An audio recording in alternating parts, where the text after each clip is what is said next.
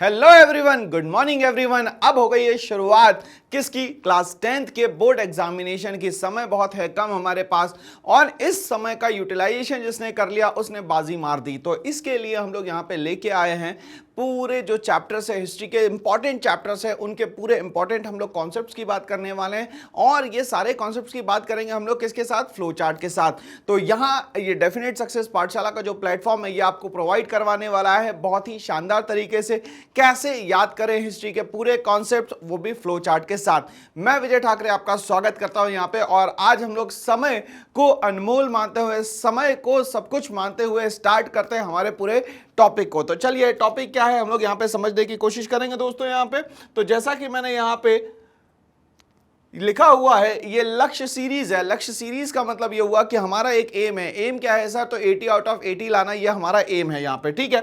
But ये complete जो पूरा का पूरा हिस्ट्री है ये आपके पास आने वाला है। और किस फॉर्म में आने वाला है सर? इंपॉर्टेंट क्वेश्चंस के फॉर्म में आने वाला है, कॉन्सेप्ट के फॉर्म में आने वाला है और यहाँ पे फ्लो चार्ट के फॉर्म में आने वाला है। चलिए, तो समय कम रहता है तो हम लोगों को क्या करना पड़ता है?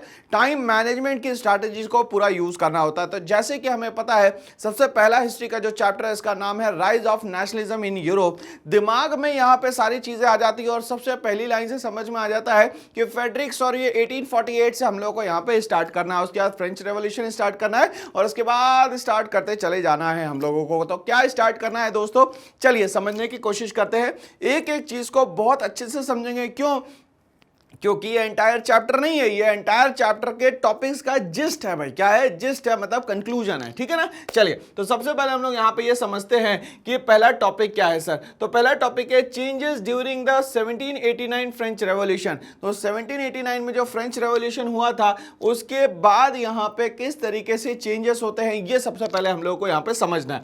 तो सबसे पहला पार्ट जो आता है वो ये आता है कि फ्रांस में अभी तक के यहाँ पे एब्सोल्यूट मोनार्की थी। सर फ्रांस में एब्सोल्यूट मोनार्की थी, इसका मतलब क्या हुआ? तो एब्सोल्यूट मोनार्की का मतलब होता है दोस्तों यहाँ पे ऐसी अनकंट्रोल्ड पावर जो कि किसके पास होगी भाई? तो मोनार्क के पास होगी। अब ये मोनार्क कौन होता है सर? तो मोनार्क का मतलब यहाँ पे किंग होता है। अब फ्रांस में उस समय कौन रूल कर रहा था? तो सर वो रूल कर रहा था लुई 16। कौन रूल कर रहा था सर? लुई 16। तो लुई 16 जो है वो क्या कर रहा था? अपनी एब्सोल्यूट पावर का यूज कर रहा था, मतलब अनकंट्रोल्ड पावर का यूज कर रहा था। पहली बात हम लोग को ये याद रखनी है, ठीक है सर। पहली बात। दूसरी बात अगर हम लोग बात करते हैं यहाँ पे, the revolution transferred the government power, ठीक है। अब ये बोलता है जो रेवोल्यूशन हुआ, रेवोल्यूशन का मेन कारण क्या था कि सोसाइटी को इसने 3 पार्ट्स में डिवाइड किया था। पहले हो गए नोबल्स, दूसरे हो गए क्लर्की और तीसरे हो गए यहाँ पे थर्ड एस्टेट। मतलब कि वो मिडिल क्लास के लोग, वो यहाँ पे जितने भी मिडिल क्लास के सारे इस टाइप के लोग थे वो सारे इसमें आ जाते थे, ठीक है। वो भले ही आर्टिजन हो, वो भले ही पीजेंट हो, वो सारे किस में आते थे सर? थर्ड एस्टेट में आते थे। और थर्ड एस्टेट पे क्या करा इन लोगों ने? पूरी तरीके से टैक्सेस को इंपोज कर दिया। इनको यहां पे प्रिविलेज मिल गई कि नोबल्स और क्लर्की को किसी भी तरीके का यहां पे टैक्स दोस्तों नहीं देना है, ठीक है भाई। चलिए, तो रेवोल्यूशन ट्रांसफर्ड होता है जिसके कारण गवर्नमेंटल पावर और रूलिंग पावर जो है वो कहां से शिफ्ट होती है सर? रूलिंग पावर शिफ्ट होती है from monarchy to French people और इट्स सिटीजन। मतलब कि मोनार्की यहां पे खत्म होती है पूरी तरीके से और किसके हाथ में पावर चले जाती है सर? तो यहां के सिटीजन के हाथ में चले जाती है, मतलब फ्रेंच पीपल के हाथ में पूरी की पूरी पावर यहां पे चली जाती है, ठीक है। अब यहां से आइडिया निकल के आता है। किसका आइडिया निकल के आता है सर? तो आइडिया निकल के आता है ला पैट्रिये का, मतलब फादरलैंड। जहां पे जिनका जन्म हुआ है, उस जन्म होने के कारण उस देश से, उस धरती से इनका बहुत ज्यादा प्यार था, उसको कहा गया यहां पे फादरलैंड। और इसको अगर फ्रेंच लैंग्वेज में कहा जाए तो क्या कहेंगे दोस्तों यहां पे? तो ला पैट्रिये। क्या कहेंगे दोस्तों यहां पे? ला पैट्रिये, ओके। उसके बाद अगर हम लोग बात करते हैं यहां पे, तो दूसरी बात होती है यहां पे ली सिटोयन। मतलब कि अब यहां पे किसी भी अलग टाइटल से इनको नहीं बुलाया जाएगा। मेन जो टाइटल होगा उसको कहा जाएगा यहाँ पे ली सिटोयन। मतलब कि सारे सिटीजन जो है वो कहाँ के हैं दोस्तों? तो वो फ्रांस के सिटीजन है। कहाँ के? फ्रांस के सिटीजन है। उनको क्या कहा जाएगा? फ्रेंच सिटीजन कहा जाएगा, ठीक है भाई। चलिए, तो यहाँ पे 3 बात समझ में आ गई यहाँ पे कि फ्रेंच रेवोल्यूशन जो स्टार्ट हुआ 1789 में हुआ और यहाँ पे राजा कौन था? तो यहाँ पे लुई 16 राजा था सर, ठीक है। अब यहाँ पे उसकी जो पावर थी वो थी क्या? Absolute monarch. एब्सोल्यूट मोनार्की का मतलब ये होता है कि uncontrolled power of a king is known as absolute monarchy. उसके बाद यहाँ पे उसके कारण लोगों ने रिवॉल्ट किया, क्योंकि उसने सोसाइटी को 3 पार्ट्स में डिवाइड कर दिया, तो रिवॉल्ट हुआ। इसके कारण गवर्नमेंटल पावर जो है वो चेंज हो जाती है, और पावर किसके हाथ में आ जाती है, तो वहां के सिटीजन्स के हाथ में आ जाती है। अब नए 2 आइडियाज आते हैं, पहला आता है ला पैट्रिया और दूसरा क्या आ जाता है दोस्तों यहाँ पे ली सिटोयन। क्या आ जाता है, ली सिटोयन। ओके, ला पैट्रिया का मतलब क्या हो जाएगा यहाँ पे फादरलैंड, और तीसरा जो इंपॉर्टेंट कॉन्सेप्ट है उसमें ये याद रखना है कि ली सिटोयन का मतलब क्या होगा यहाँ पे, सिटीजन्स, मतलब यहाँ पे मेल और फीमेल में किसी भी तरीके का कोई भी डिस्क्रिमिनेशन सर यहाँ पे नहीं होने वाला है। ठीक है, नेक्स्ट जो चेंज आता है वो क्या आता है, the royal flag was replaced by the new French flag. अब यहाँ पे रॉयल स्टैंडर्ड फ्लैग जो हुआ करता था फ्रांस के मोनार्क का, मतलब कि राजाओं का जो परचम लहराने वाला फ्लैग हुआ करता था उसको चेंज कर दिया गया, और यहाँ पे ट्राई कलर में क्या आ गया सर, यहाँ पे फ्रेंच फ्लैग आ गया। ठीक है, तो ये 4 जो है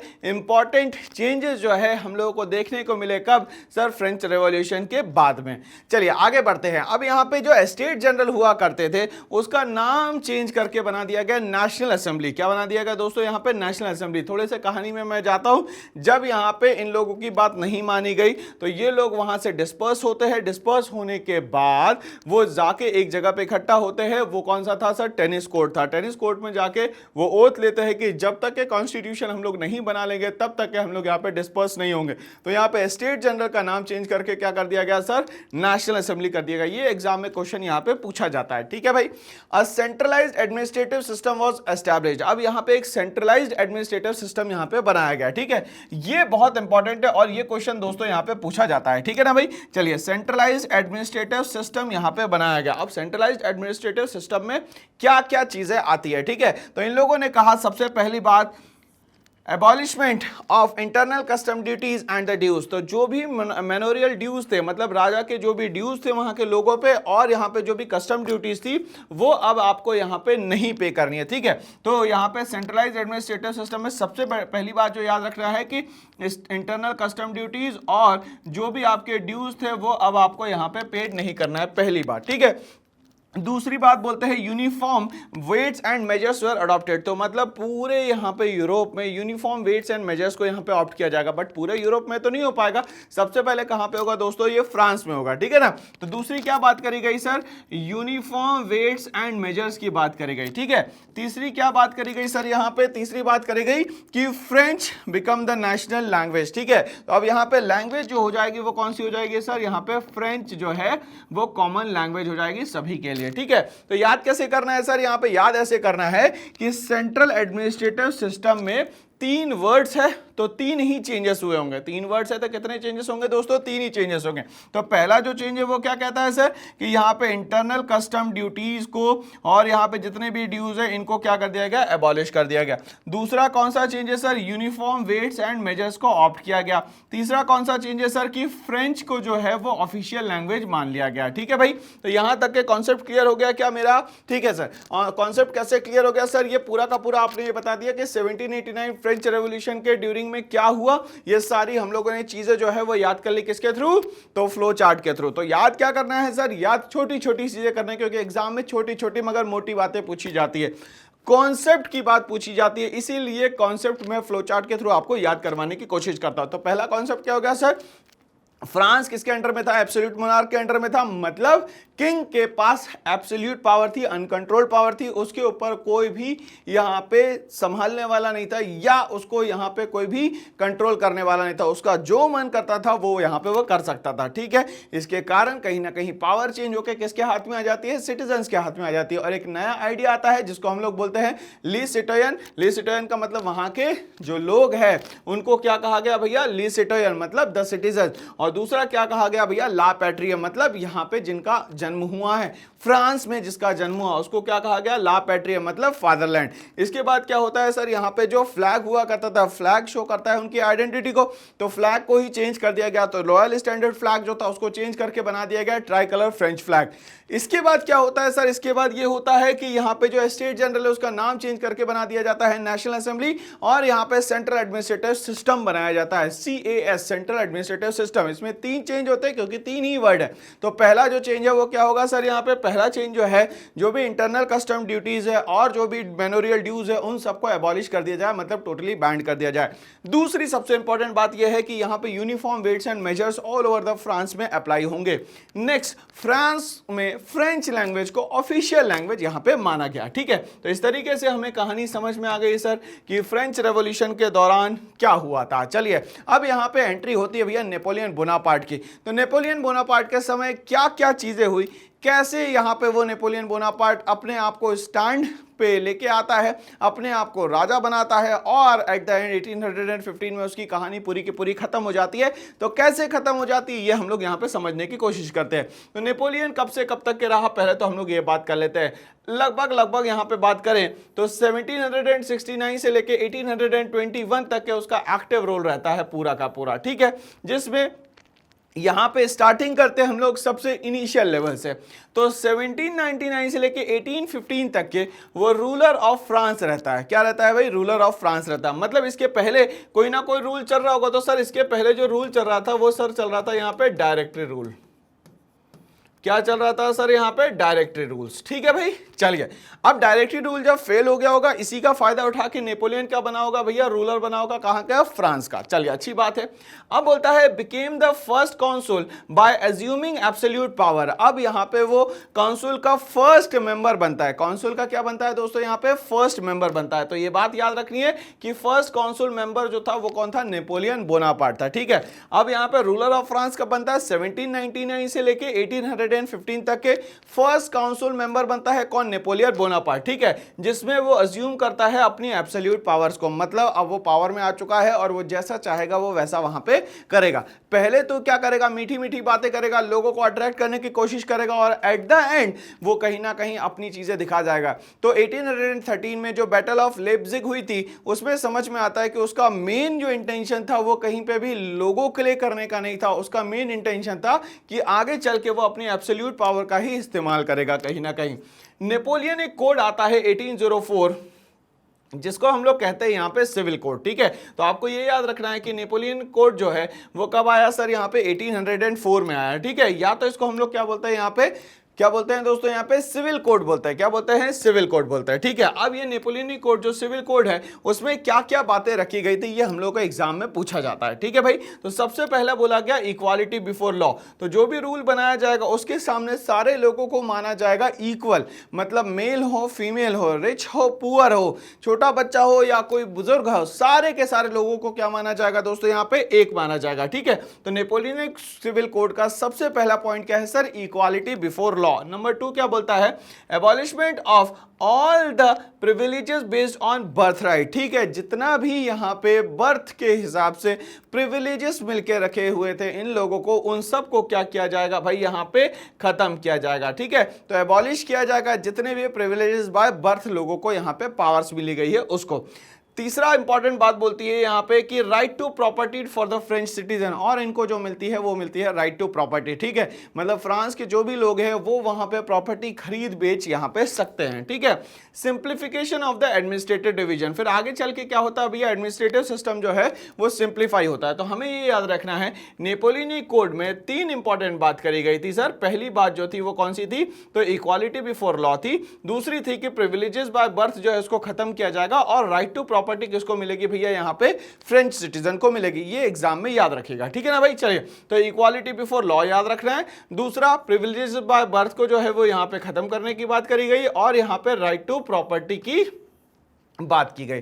आगे चल के यहां पे इन्हें एडमिनिस्ट्रेटिव सिस्टम को बहुत ही सिंपल वे में यहां पे बनाने की कोशिश करी। अब उसमें क्या क्या इन लोगों ने चेंजेस करे उसको हम लोग यहां पे समझने की कोशिश करते हैं। तो सबसे पहले बोला कि removed restriction on guild in town. तो यहां पे जो भी इकट्ठा करने वाला सिस्टम था उसको यहां पे रिमूव कर दिया गया। मतलब सारी चीजें जो भी प्रोडक्शन हो रहा है वो सारे लोगों की प्रॉपर्टी है या सारे लोगों में उसको डिस्ट्रीब्यूट किया जाएगा।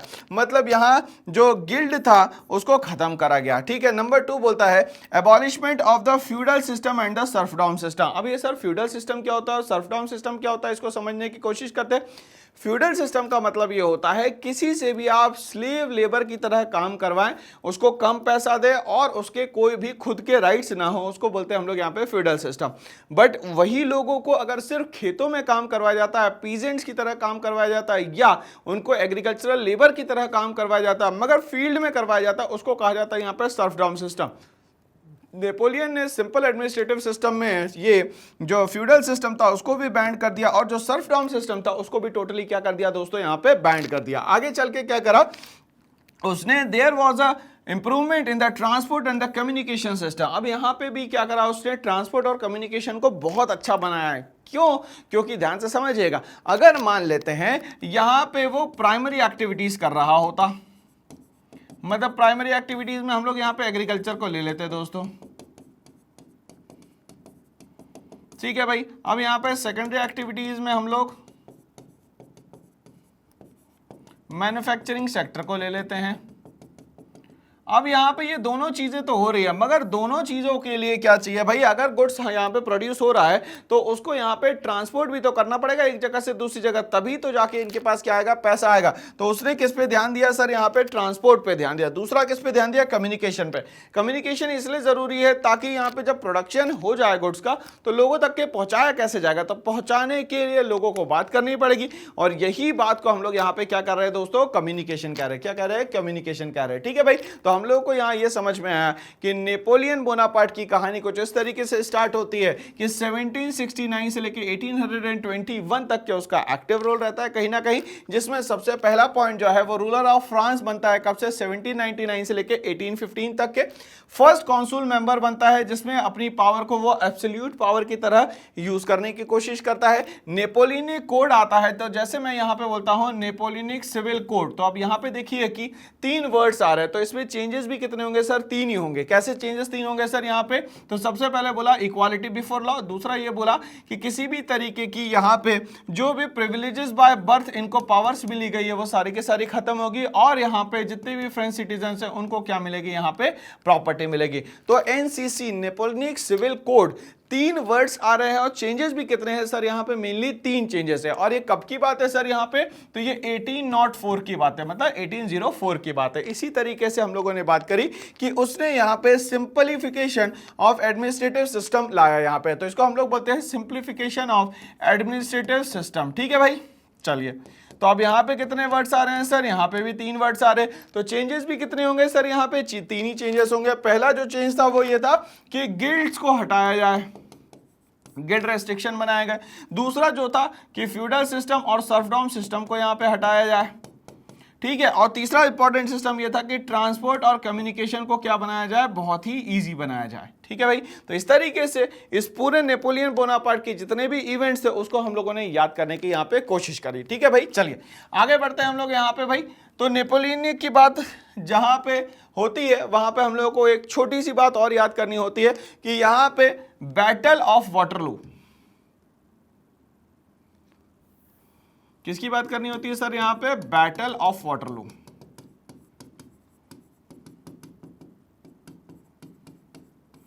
बैटल ऑफ वाटरलू कब हुई सर, यहां पे 1815 में होती है, ठीक है। किसके बीच में होती है सर, तो ये पर्व के बीच में होती है, वर्सेस नेपोलियन बोनापार्ट। अब यहाँ पे पर्व का मतलब क्या है सर, सबसे पहले हम लोग यहाँ पे समझने की कोशिश करते हैं। तो पर्व का मतलब पी फॉर क्या हो गया दोस्तों, यहाँ पे प्रूशिया।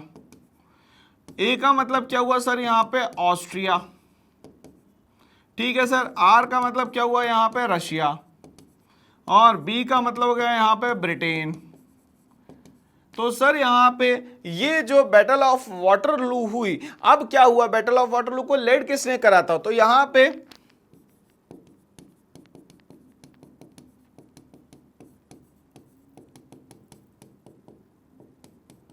ऑस्ट्रेलियन चांसलर था जिसका नाम था यहाँ पे ड्यूक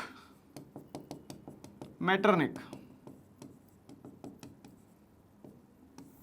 ठीक है, तो ये नाम भी हम लोगों को याद रखना रहेगा। और याद रखना रहेगा कि वाटरलू जो हुई थी वो नेपोलियन के अगेंस्ट में यहाँ पे 4 अलग अलग एरियाज थे, जैसे कि प्रूशिया, जैसे कि ऑस्ट्रिया, जैसे कि रशिया, और यहाँ पे आ गया कि आखिरी में ब्रिटेन। ठीक है, तो बैटल ऑफ वाटरलू हम लोगों को याद रखनी है यहाँ पे भैया, और इसके बिना काम नहीं चलने वाला। ठीक है भाई, चलिए तो आगे बढ़ते हैं इसी के साथ, और अब हम लोग आ जाते हैं ग्रीक वॉर ऑफ इंडिपेंडेंस पे। ठीक है भाई, तो ग्रीक वॉर ऑफ इंडिपेंडेंस में क्या क्या चीजें हुई वो हम लोग समझने की यहाँ पे कोशिश करते हैं। ठीक है, तो जो ग्रीस एरिया है वो कहां था, किसके अंडर में था, सबसे पहले तो हम लोग को ये बात करनी है। ठीक है भाई, चलिए तो since 15th century Greece was the part of the Ottoman Empire. मतलब किसके अंडर में आता था भैया, तो ऑटोमन एम्पायर के अंडर में यहां पे आता था। कौन आता था सर, ग्रीस ऑटोमन एम्पायर के अंडर में आता था।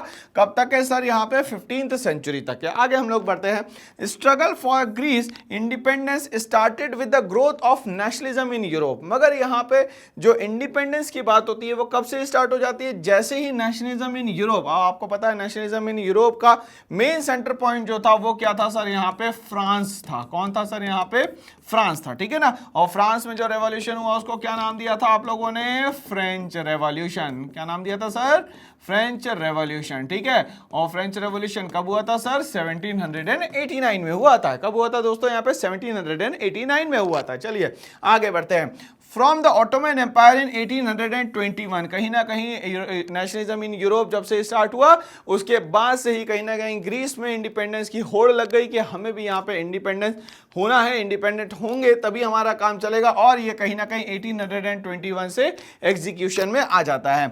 Support from the waste European countries, और यहाँ पे ग्रीस को जो सपोर्ट था वो वेस्ट यूरोपियन कंट्रीज का था। ओके, चलिए Greek culture and literature inspired the poets and artist who supported the revolution. ठीक है, अब यहाँ पे एक पर्सन का नाम आता है जिसको हम लोग बोलते हैं दोस्तों यहाँ पे लॉर्ड बायरन। इस लॉर्ड बायरन की जो ब्रिगेड थी उसको बोला जाता था Byron brigade.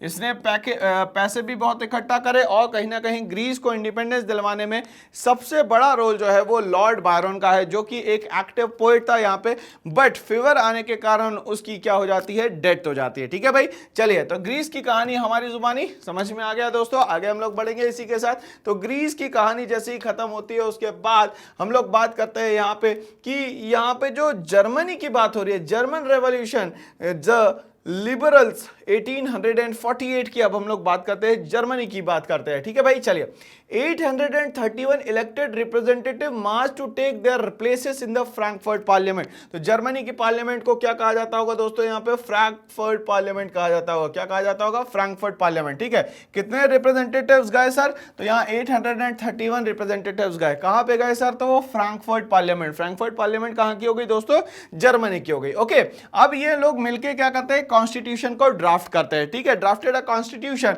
For the German nation based on constitutional monarchy. But यहां पे जो कॉन्स्टिट्यूशन बनता है वो बनता है कॉन्स्टिट्यूशनल मोनार्की के बेसिस पे। ठीक है, मतलब कॉन्स्टिट्यूशन तो रहेगा ही रहेगा बट साथ में मोनार्की भी यहां पे रहेगी। ठीक है भाई, तो Prussian king Frederick William IV rejected their demands. But यहां पे जितने भी लोगों ने अपनी डिमांड रखी थी उस समय वहां पे जो किंग रूल कर रहा था उसका नाम था फ्रेडरिक विलियम IV, जिसने की इनकी डिमांड को क्या कर दिया, रिजेक्ट कर दिया, और वो बाकी जो मोनार्क थे उन लोगों के साथ जाके मिल गया होगा। The parliament mainly took interest in the workers and artisan, क्योंकि पार्लियामेंट का मेन एरिया ऑफ इंटरेस्ट जो था वो सिर्फ और सिर्फ किसके लिए था भैया, वर्कर्स के लिए था, और आर्टिजन मतलब मिडिल क्लास के लिए था या तो लोअर मिडिल क्लास के लिए था। As it was largely dominated by the middle class members. ठीक है, तो हम लोगों को एक ग्रुप में याद भी आता है, हम लोगों ने डिस्कस भी किया था सर, जैकोबिन क्लब। तो मिडिल क्लास का जो ग्रुप था उसका नाम क्या था दोस्तों, यहाँ पे जैकोबिन क्लब। ठीक है, troops forcibly disbanded the assembly. अब यहाँ पे जाहिर सी बात है कि किंग के हाथ में तो ज्यादा पावर होगी, तो ट्रूप्स भेजे गए और यहाँ पे जो असेंबली थी उसको क्या कर दिया गया दोस्तों, यहाँ पे पूरी तरीके से डिसबैंड कर दिया गया। क्या कर दिया गया दोस्तों, यहाँ पे डिसबैंड कर दिया गया। तो यहाँ तक की कहानी समझ में आ रही है कि जर्मनी में जो रेवोल्यूशन हुआ लिबरल्स का वो किस तरीके से हुआ था। आगे हम लोग बढ़ते हैं इसी के साथ। अब हम लोग बात करते हैं कि जर्मनी का जो है यूनिफिकेशन कैसे हुआ, किस तरीके से जर्मनी को यूनिफाई किया गया है यहाँ पे। ठीक है भाई, चलिए एक एक चीजों को समझते हुए चलेंगे दोस्तों यहाँ पे। चलिए तो बोलते हैं efforts were made by the middle class, मतलब जर्मनी को यूनाइट करने में सबसे बड़ा रोल जो था वो किसका था दोस्तों, यहाँ पे मिडिल क्लास का था। ट्रुप्स भेजे ही इसलिए गए थे ताकि जितने भी रिवॉल्ट हो रहे हैं उन सबको क्या कर दिया जाए, खत्म कर दिया जाए। तो यहाँ पे एफर्ट्स जो है वो लगाए गए, किसके द्वारा लगाए गए दोस्तों यहाँ पे, तो वो मिडिल क्लास के थ्रू लगाए गए। Germans to unite the different regions of German confederation into the nation state. तो जर्मन में जितने भी कॉन्फेडरेशन थे, हम लोगों को पता है सर जर्मनी जो है वो 39 कॉन्फेडरेशन में बटा हुआ था, तो सबको इकट्ठा करने के लिए कहीं ना कहीं इनिशिएटिव जो है वो किसने लिया दोस्तों, यहाँ पे मिडिल क्लास ने लिया। किसने लिया दोस्तों, यहाँ पे मिडिल क्लास ने लिया।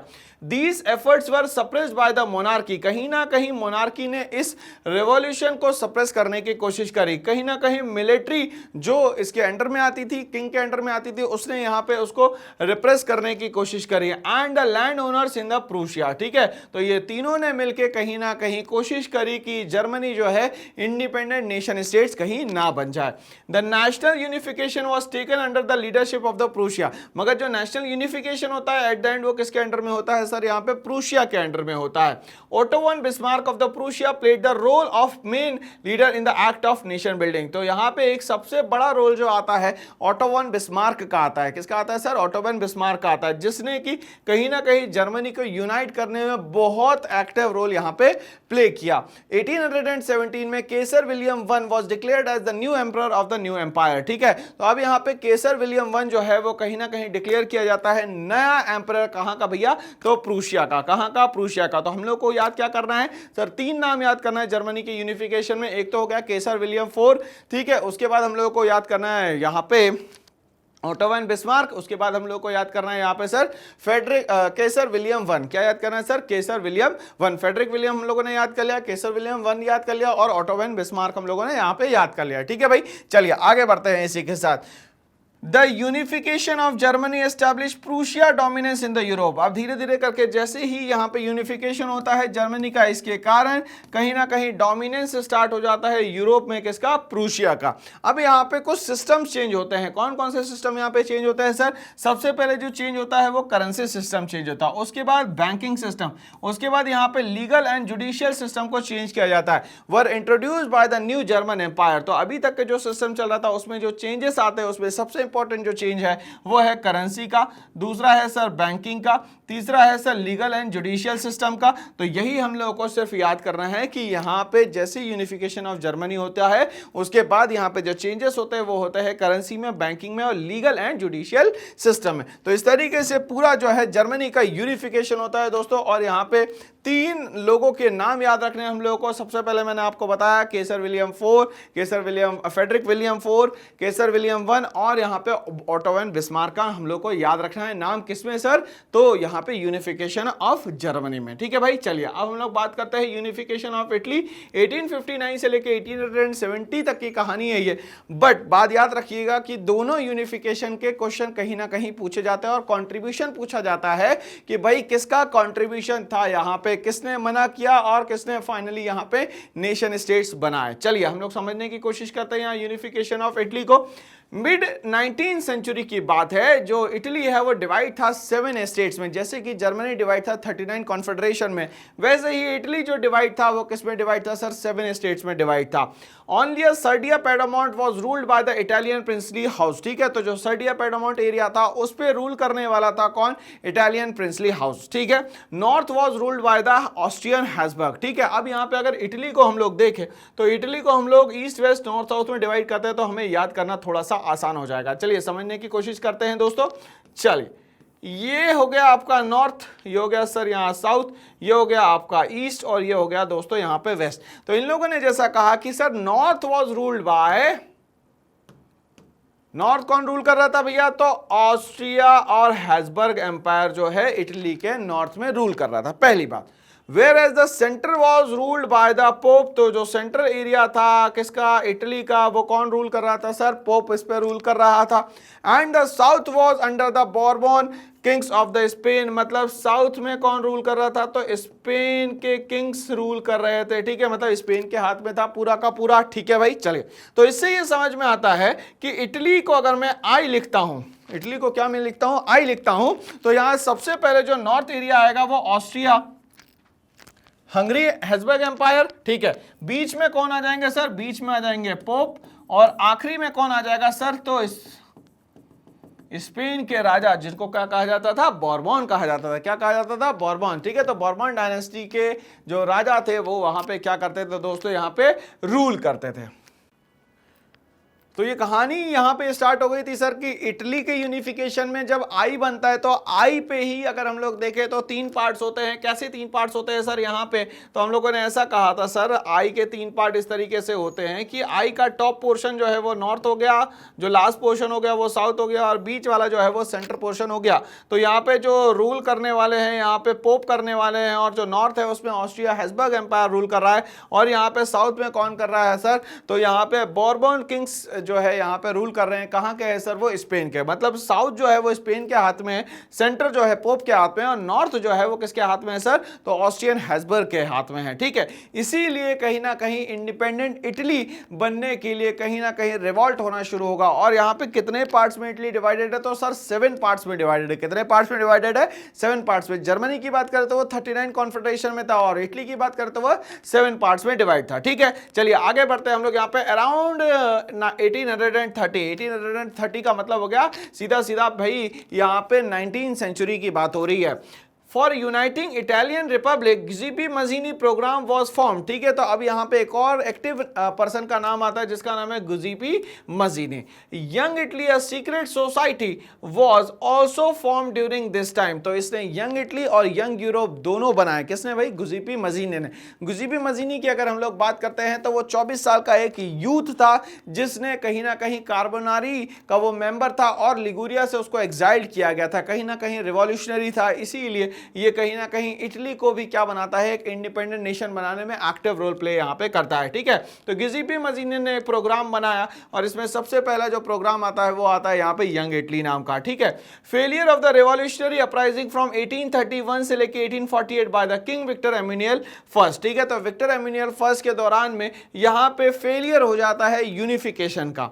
काउंट कैवोर की एंट्री होती है, वो चीफ मिनिस्टर था कहां का, सर्डिया पेडामोंट का। Led the movement for the unification of Italy. अब यहां पे जब गिउसेप्पे मजीनी फेल हो जाता है यहां पे, और किंग विक्टर एम्यूनियल फर्स्ट भी फेल हो जाता है, अब यहां पे एक्टिव रोल प्ले करता है कौन, काउंट कैवोर। कौन करता है सर, काउंट कैवोर। ठीक है भाई, ये चीफ मिनिस्टर था कहां का, सर्डिया पेडामोंट का। ठीक है, अब आगे हम लोग बढ़ते हैं। Sardinia Piedmont force march into the south Italy. South Italy का मतलब ये हो गया भैया यहाँ पे स्पेन के बोरबॉन जो थे यहाँ पे राज कर रहे थे। ठीक है, तो इस पे अटैक किसने करवाया भैया, तो किसने करवाया होगा, सर्डिया पेडामोंट पे कौन रूल कर रहा था उस समय, तो चीफ मिनिस्टर का क्या नाम था सर, कैवोर नाम था। क्या नाम था, चीफ मिनिस्टर कैवोर नाम था। ठीक है भाई, तो Sardinia Piedmont force march into the south Italy and kingdom of the two Sicilies and drove out the Spanish rulers. ठीक है, तो अब यहां पे स्पेनिश रूलर्स को यहां से भगा दिया गया, मतलब कि साउथ इटली जो है अब क्या हो चुका है दोस्तों, यहां पे फ्री हो चुका है। 1859 में Austrian forces were defeated by, अब यहां पे ऑस्ट्रियन फोर्सेस का मतलब हो गया सर जो नॉर्थ में रूल कर रहे थे उनकी बात हो रही है।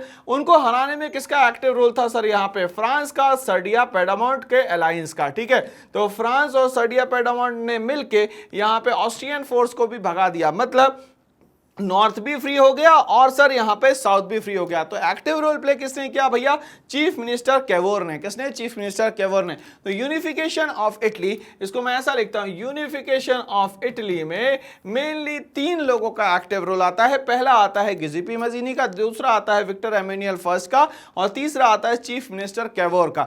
जर्मनी में जब हम लोगों ने बात करी तो उसमें एक्टिव रोल प्ले किसने किया था सर, ऑटो वन बिस्मार्क ने किया था। किसने करा था सर, ऑटो वन बिस्मार्क ने करा था। और यहां पे किसने करा सर, तो वो यहां पे करा किसने, चीफ मिनिस्टर कैवोर ने। ठीक है भाई, इसके बाद क्या होता है, 1861 में Victor Emmanuel became the united king of the united Italy. 1861 में जो विक्टर एम्यूनियल है वो क्या बन जाता है, यहाँ पे किंग बन जाता है। कहाँ का भाई, तो वो इटली का बन जाता है। इस तरीके से क्या होता है भाई, यूनिफिकेशन ऑफ इटली की कहानी को समाप्त किया जाता है। चलिए आगे बढ़ते हैं। विजुअलाइजिंग द नेशन, अब ये लोग यूनिफाई तो हो गए, अब कहीं ना कहीं इंडिपेंडेंट नेशन तो बन गए, बट अब ये नेशन को किस तरीके से देखते हैं, किस तरीके से विजुअलाइज करते हैं, इसको हम लोग समझने की कोशिश करते हैं। यहाँ पे artist in 18th and 19th centuries personified nation. तो आर्टिस्ट जो थे 18th और 19th सेंचुरी में कहीं ना कहीं नेशन को अलग अलग तरीके से रिप्रेजेंट करते थे।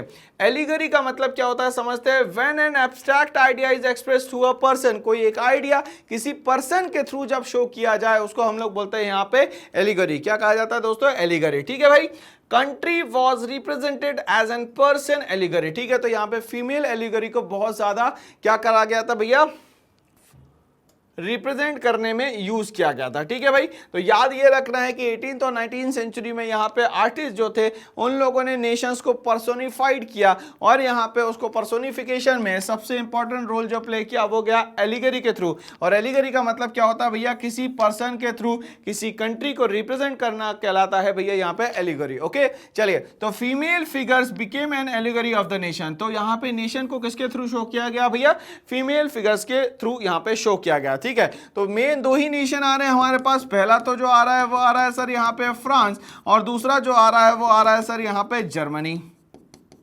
चलिए, तो यहाँ पे फीमेल फिगर्स को क्या कहा जाता था, ये क्या रिप्रेजेंट करती थी, इसको हम लोग यहाँ पे समझने की कोशिश करते हैं। During the French revolution, sir French revolution कब हुआ था, 1789 में हुआ था यहाँ पे। ठीक है भाई, artist use female allegory to portray ideas of liberty, justice and republic. ठीक है, तो यहाँ पे ये याद रखना है कि फ्रेंच रेवोल्यूशन के समय पे यहाँ पे आर्टिस्ट ने फीमेल एलिगरी को पोर्ट्रे किया, जिसमें कि तीन चीजों को हाईलाइट किया, लिबर्टी, जस्टिस एंड रिपब्लिक। ठीक है भाई, लिबर्टी का मतलब सीधा सीधा होता है फ्रीडम, जस्टिस का मतलब होता है किसी भी पर्सन के साथ, रिच हो या पुअर हो, उसके साथ क्या नहीं होना चाहिए, ना इंसाफी नहीं होनी चाहिए। तीसरा इंपॉर्टेंट बात जो करी गई वो करी गई यहाँ पे रिपब्लिक। रिपब्लिक का मतलब होता है कि बाहर से अब कोई भी कंट्री आके हम पे डोमिनेट नहीं कर सकते। ठीक है भाई, फ्रांस में अगर हम लोग बात करें तो वो कौन थी भाई, क्रिस्टीन मैरियाने थी। कौन थी भाई, क्रिस्टीन मैरियाने थी। बट यहीं पे अगर हम लोग बात करते हैं यहाँ पे, तो जर्मनी में कौन थी, तो सर ये जर्मेनिया थी। क्या भाई, जर्मेनिया कौन थी, तो Germania wears a crown of oak leaves as the German oak stand for heroism. ठीक है, तो यहाँ पे जो जर्मन ओक है वो क्या शो करता है सर, यहाँ पे हीरोइज्म शो करता है। क्या करता है, हीरोइज्म शो करता है। ठीक है, तो दोनों नाम याद रखना है हमें।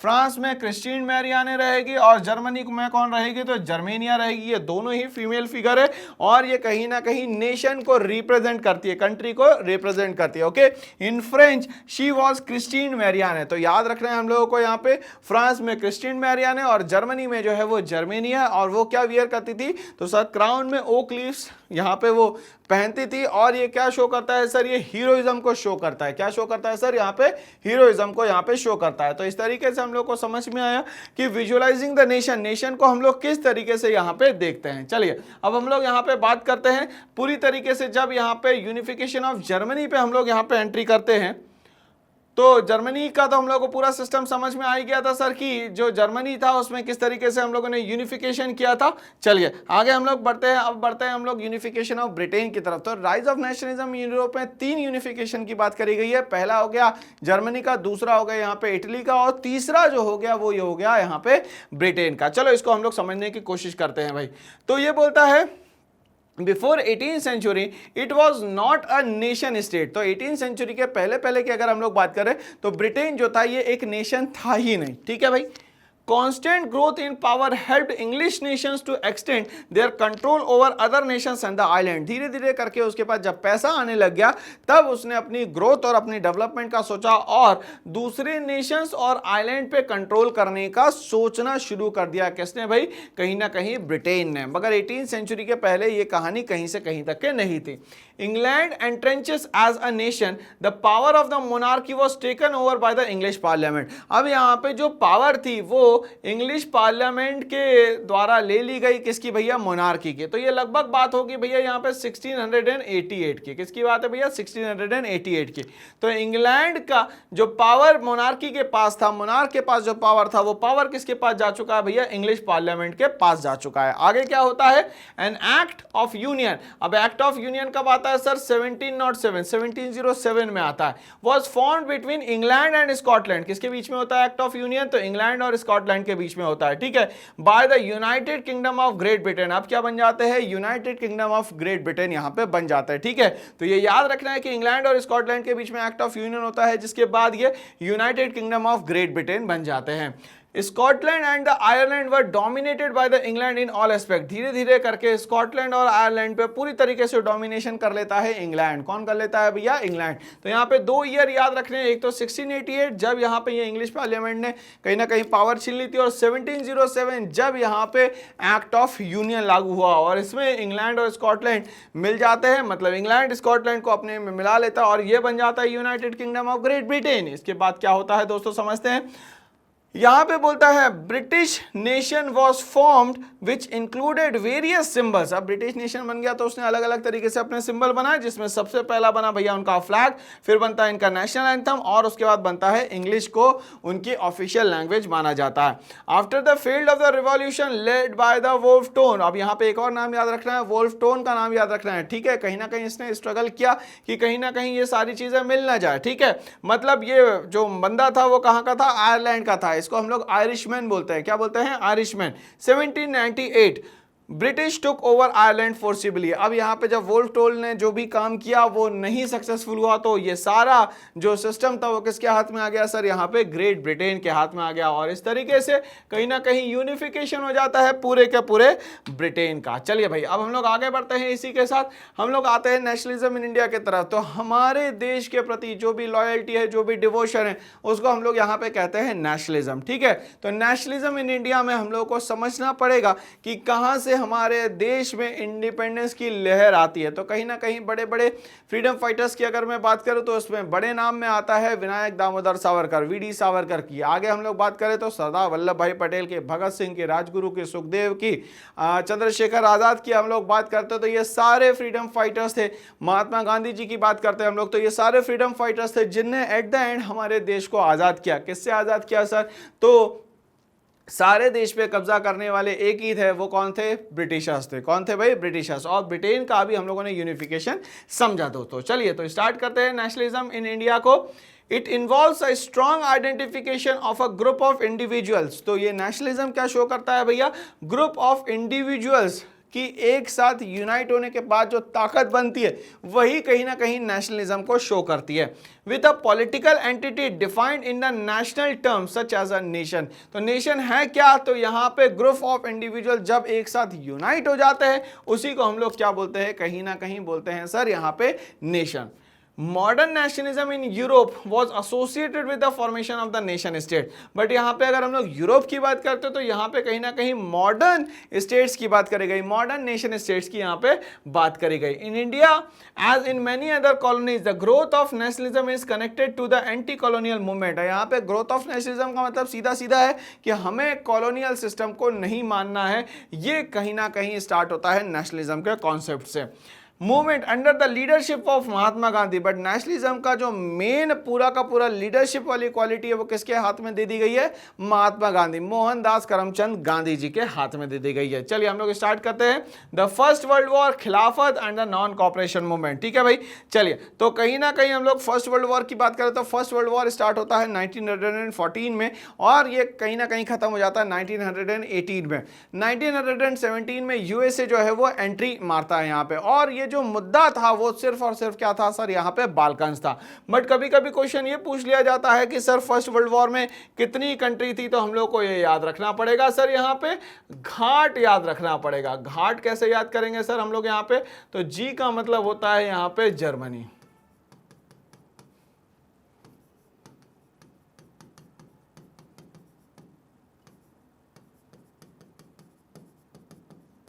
ये जो HA है उसका मतलब है ऑस्ट्रिया हंगरी, और T का मतलब है टर्की। टर्की उस समय जो है वो ऑटोमन एम्पायर के अंडर में आता था। और इनके अगेंस्ट में कौन था सर, तो वो थे उफ। ये उफ क्या है सर, तो USA, USSR, UK and France. इतना याद रहेगा क्या, फर्स्ट वर्ल्ड वॉर में कौन कौन सी कंट्री थी और मुद्दा क्या था सर, तो मुद्दा एक ही था सर, वो था बाल्कन्स। क्या था, बाल्कन्स। और इसको कहीं ना कहीं लेड कौन करता है दोस्तों, तो लेड करता है इसको जर्मनी। चलिए एक एक चीज को समझने की कोशिश करें कि फर्स्ट वर्ल्ड वॉर क्या था, खिलाफत मूवमेंट क्या था और नॉन कॉपरेशन मूवमेंट यहाँ पे क्या था। चलिए समझते हैं। The war played an important role in shaping the India's freedom struggle, ठीक है। तो वॉर के कारण कहीं ना कहीं इंडिया की एक सिस्टम में पूरा का पूरा चेंज आ जाता है। कैसे, अभी तक के डोमिनेशन चला था ब्रिटिशर्स का। अब ध्यान से समझिएगा डोमिनेशन कैसे चला था ब्रिटिशर्स का। हमारे यहाँ से गुड्स जो है वो मेनली क्या होते थे, एक्सपोर्ट होते थे। अब ये गुड्स का मतलब क्या है सर यहाँ पे, तो यहाँ पे गुड्स का मतलब दोस्तों रॉ मटेरियल है। अब ये रॉ मटेरियल जो यहाँ से जाता था वो मेनली कैश क्रॉप होता था और हमें फोर्स किया जाता था कि आप कैश क्रॉप लगाए। जैसे कि यहाँ पे बात करी इनने कॉटन की, जैसे कि बात करी जूट की, जैसे कि बात करी यहाँ पे इंडिगो की, जैसे कि बात करें यहाँ पे सिल्क की, तो ये सब हमें लगाने के लिए फोर्सफुली कहा जाता था। ठीक है भाई, इसी के अगेंस्ट में कहीं ना कहीं गांधी जी ने अलग अलग तरीके के क्या करे थे सर, रिवॉल्ट भी करे थे। ठीक है, सत्याग्रह भी किया था। ठीक है भाई, तो हमारी कंट्री एक एक्सपोर्टिंग कंट्री बन गई थी किसकी, रॉ मटेरियल की, और इंपोर्टिंग कंट्री बन गई थी कहीं ना कहीं फिनिश गुड्स की। किसकी दोस्तों, यहाँ पे फिनिश गुड्स की। ठीक है, तो हमारी इकोनॉमी जो है वो डिपेंडेंट इकोनॉमी हो गई थी। कब, कैसे डिपेंडेंट इकोनॉमी हो गई थी, ध्यान से समझिएगा। 1765 में ये जो ब्रिटिशर्स है इनके पास पहुंच जाती है दीवानी राइट्स।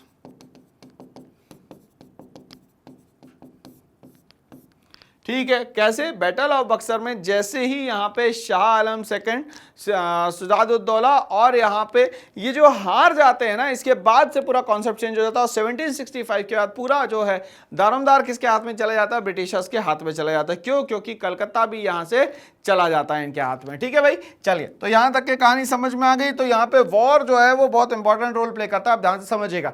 अब ब्रिटेन जो है वो किस में इन्वॉल्व हो गया सर, तो ये फर्स्ट वर्ल्ड वॉर में इन्वॉल्व हो गया। अब यहाँ पे जितने भी उसको गुड्स की रिक्वायरमेंट होती थी वो इंडिया से ही बनवा रहा था। धीरे धीरे करके इंडिया की जो इकोनॉमी है वो फ्लरिश हो जाती है और ब्रिटेन पे जो डिपेंडेंसी थी हमारी वो क्या हो जाती है, यहाँ पे खत्म हो जाती है। इसीलिए कहा गया है कि वॉर जो है वो बहुत इंपॉर्टेंट रोल प्ले करता है कहीं ना कहीं हमारे देश को आजाद करवाने में। ठीक है भाई, चलिए, क्योंकि इकोनॉमिकली हम लोग क्या हो जाते हैं, काफी सेल्फ डिपेंडेंट हो जाता है यहाँ पे। चलिए समझते हैं, इंक्रीज इन डिफेंस एक्सपेंडिचर, और कहीं ना कहीं डिफेंस एक्सपेंडिचर जो है वो क्या हो जाता है दोस्तों, यहाँ पे इंक्रीज हो जाता है। ठीक है भाई, अब due to the war led to the increase in taxes. अब यहाँ पे डिफेंस एक्सपेंडिचर इंक्रीज हुआ तो उसका प्रेशर किस पे पड़ेगा, इंडिया पे पड़ेगा। तो यहाँ पे इन लोगों ने क्या कर दिया भैया, उठा के टैक्सेस बढ़ा दिया। अब हमारे लोग यहाँ पे और गुस्सा हो गए, कस्टम ड्यूटीज बढ़ा दी गई। ठीक है ना, यहाँ पे जो भी चीजें एक जगह से दूसरी जगह ट्रेवल करेगी उस पर भी आपको ड्यूटीज ज्यादा देनी पड़ेगी। प्राइजेस बढ़ा दिए गए, मतलब ऑटोमेटिकली यहाँ पे इन्फ्लेशन क्रिएट हो गया। And the introduction of the income tax, और इनकम टैक्स भी यहाँ पे इंट्रोड्यूस हो गया। ठीक है, तो यहाँ पे कहीं ना कहीं डिफेंस एक्सपेंडिचर में चार चीजें हम लोगों को याद करनी है सर। सबसे पहले तो इन लोगों ने टैक्सेस बढ़ाए, दूसरा यहाँ पे कस्टम ड्यूटीज को इंक्रीज किया गया, प्राइजेस बढ़ाए गए, और इनकम टैक्स को भी यहाँ पे इंट्रोड्यूस किया गया। ठीक है, और ये कहीं ना कहीं रीजंस थे कि इंडियंस जो है और खिलाफ होते चले गए किसके, ब्रिटिशर्स के। During the 1918 and 1919 and 1920-21 food shortage due to the failure of the crops. अब यहाँ पे क्या हुआ, 1819 और 2021 में क्या हुआ, फूड क्रॉप जो है वो क्या हो जाता है, यहाँ पे फेल्ड हो जाता है। ठीक है, अब जैसे ही फूड क्रॉप फेल होगा तो क्या होगा भाई, यहाँ पे फेमाइन आएगी। फेमाइन का मतलब क्या होता है दोस्तों, यहाँ पे तो भुखमरी को हम लोग यहाँ पे फेमाइन कर सकते हैं, या तो हम लोग यहाँ कह सकते हैं कि जो अकाल होता है उसको फेमाइन। ड्रॉट की कंडीशन जब कंटिन्यूसली बनी रहेगी तो आगे चल के फेमाइन बन जाएगा। तो यहाँ पे फेमाइन और एपिडेमिक्स जो है हम लोग को फेस करना पड़ा। That took a heavy toll on life, जिसके कारण बहुत सारे लोगों की यहाँ पे डेथ हो जाती है। Created resentment among the people of the India against the foreign rule. कहीं ना कहीं अब हमारा जो गुस्सा था ब्रिटिशर्स के अगेंस्ट में और ज्यादा यहाँ पे बढ़ने लगता है। Extreme hardship, poverty and forced recruitment in the army made people hostile to the British. अब यहाँ पे क्या गया भैया, हमारे पास खाने पीने के लिए तो है नहीं, पॉवर्टी बहुत चरम सीमा पे पहुंच चुकी है, और यहाँ पे बोला जा रहा है कि आपको यहाँ पे आर्मी में अपनी सर्विसेज देनी है। क्यों, क्योंकि ब्रिटिशर्स अपने सोल्जर्स को तो कुर्बान होने नहीं देंगे। कुर्बान किसको होने देंगे, इंडियंस को। तो यहाँ पे फोर्स्ड रिक्रूटमेंट शुरू हो गई, जिसके कारण कहीं ना कहीं ब्रिटिशर्स के खिलाफ हमारी जो सोच थी वो और ज्यादा खराब हो गई। फॉरेन रूल के अगेंस्ट में हम लोगों ने और ज्यादा एक्टिवली इंडिपेंडेंस के लिए कहीं ना कहीं लोगों का जो रुझान था वो बढ़ाना शुरू कर दिया, और कहीं ना कहीं freedom fighters back to back इन पे अटैक करते रहे। आगे हम लोग बढ़ते हैं, गांधी जी की एक जो सोच आई उसको हम लोग क्या बोलते हैं दोस्तों, यहाँ पे सत्याग्रह। क्या बोलते हैं दोस्तों, यहाँ पे सत्याग्रह। चलिए समझते हैं सत्याग्रह को। सत्याग्रह मींस अपील फॉर ट्रुथ। सत्याग्रह का सीधा मतलब होता है कि मैं सत्य के साथ हूं, मैं हमेशा सच्चाई के साथ हूं। Mahatma Gandhi introduce this concept during his stay in the South Africa. Gandhi ji South Africa में बैरिस्ट्री पढ़ाई वढ़ाई कर चुके थे, और बैरिस्ट्री होने के बाद वो कहीं ना कहीं वहां के जो सिस्टम्स थे उसको वो यहाँ पे देख रहे थे। तो ये सत्याग्रह की बात जो है कहीं ना कहीं गांधी जी कहाँ पे कर चुके थे भैया, साउथ अफ्रीका में कर चुके थे। ये तो घटना जो है वो 1910 की है, जहाँ पे एमिग्रेशन के लिए वहां पे गांधी जी ने सत्याग्रह किया था। It is based on the ideals of the truth and the non violence. और सत्याग्रह जो है वो हमेशा किस पे बेस्ड होगा, तो सर वो ट्रुथ पे बेस्ड होगा, और दूसरा किस पे बेस्ड होगा सर, ये नॉन वायलेंस पे बेस्ड होगा। किस पे बेस्ड होगा सर, नॉन वायलेंस पे बेस्ड होगा। दूसरी बात, गांधी जी इंडिया कब आते हैं, तो जनवरी 1915 में आते हैं। कब आते हैं सर, यहाँ पे जनवरी 1915 में गांधी जी कहां आते हैं, इंडिया आते हैं। Mahatma Gandhi return to India from South Africa. तो क्वेश्चन ये पूछा जाता है गांधी जी आए कहां से थे और कब आए थे। तो ये आए थे सर जनवरी 1915 में। कहां से आए थे सर? तो साउथ अफ्रीका से आए थे। ठीक है, सत्याग्रह ऑलरेडी वो कहां कर चुके थे? तो साउथ अफ्रीका में कर चुके थे। 1910 की मैंने आपको कहानी सुना दिया। सब अब यहाँ पे इन्होंने बोला कि छोटे छोटे जो प्रॉब्लम्स है उसका सॉल्यूशन हम लोग निकालना शुरू कर। तो इसमें सबसे पहले बिहार में एक जगह है जिसका नाम है चंपारण। ठीक है, सत्याग्रह 1917 की बात है। First Gandhian mass movement in India against the oppressive plantation system. ठीक है, तो चंपारण बिहार में ये यहाँ पे ऑपरेसिव प्लांटेशन सिस्टम था, उसके अगेंस्ट में ये कहीं ना कहीं बात करते हैं। इस सिस्टम को हम लोग तीन काटिया सिस्टम भी बोलते हैं या इसको हम लोग इंडिगो रिवॉल्ट भी यहाँ पे कहते हैं। कहा जाता है कि जितनी भी जमीन है, मान लेते हैं ये पूरी जमीन है, तो इस जमीन को मान लेते हैं 20 पार्ट में से थर्ड पार्ट में आपको सिर्फ और सिर्फ इंडिगो लगाना है। इंडिगो ये थर्ड पार्ट में लगाने के कारण ही इसको कहा जाता था तीन काठिया सिस्टम। अब ध्यान से समझिएगा, 2 साल तक के अगर आपने कंटिन्यूअसली इंडिगो लगा दिया तो आपकी लैंड जो है वो किस में कन्वर्ट हो जाएगी दोस्तों? बैरन लैंड में कन्वर्ट हो जाएगी। ये सबसे बड़ा डिसएडवांटेज था और यही पीजेंट्स ने बात किससे रखी?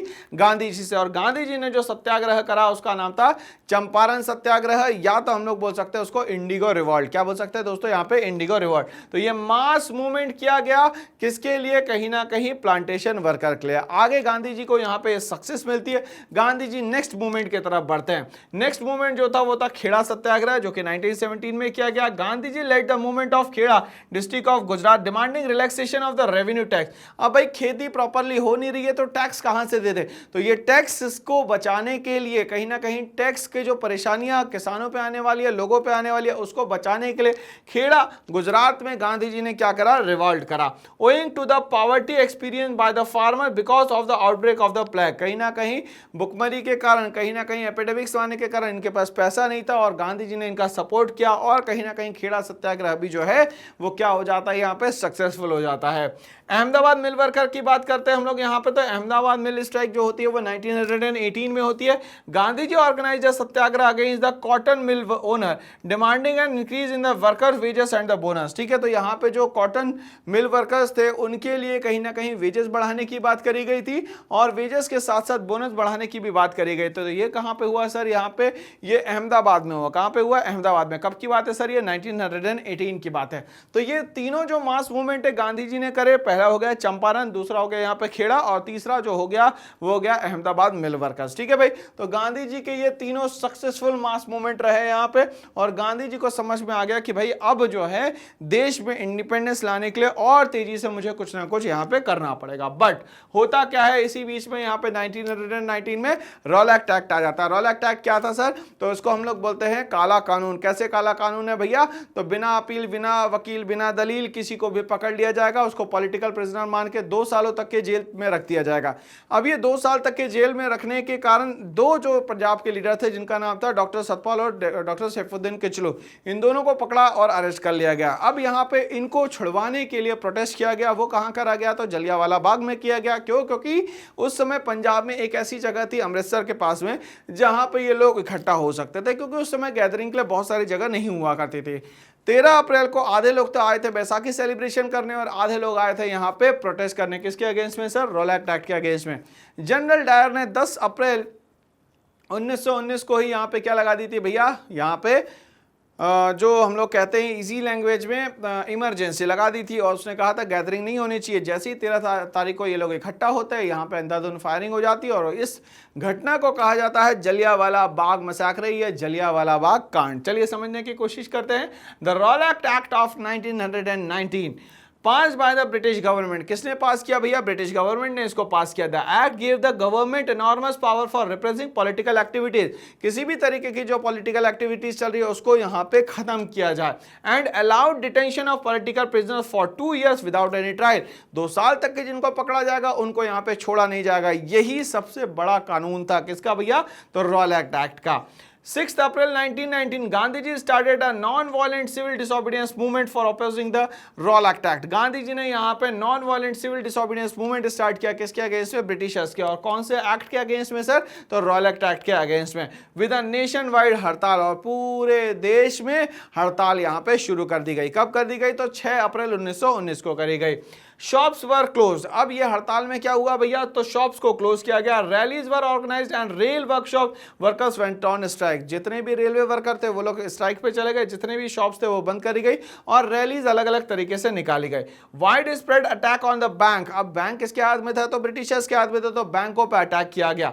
पोस्ट ऑफिस बंद करे गए, रेलवे स्टेशन को यहां पे बंद किया गया, ठीक है भाई। और पुलिस ने अटैक करना चालू कर दिया पीसफुल प्रोसेशन पे। ये कब की बात है सर, तो ये 10 अप्रैल 1919 की बात है। अब ये सब जब हो गया तो जनरल डायर को अपॉइंट किया गया, बोला यहाँ की स्थिति जो है वो बहुत खराब हो गई है, अब आप जाइए और यहाँ पे चार्ज लीजिए। Government brutally repress the nationalist, martial law was imposed and General Dyer took the command.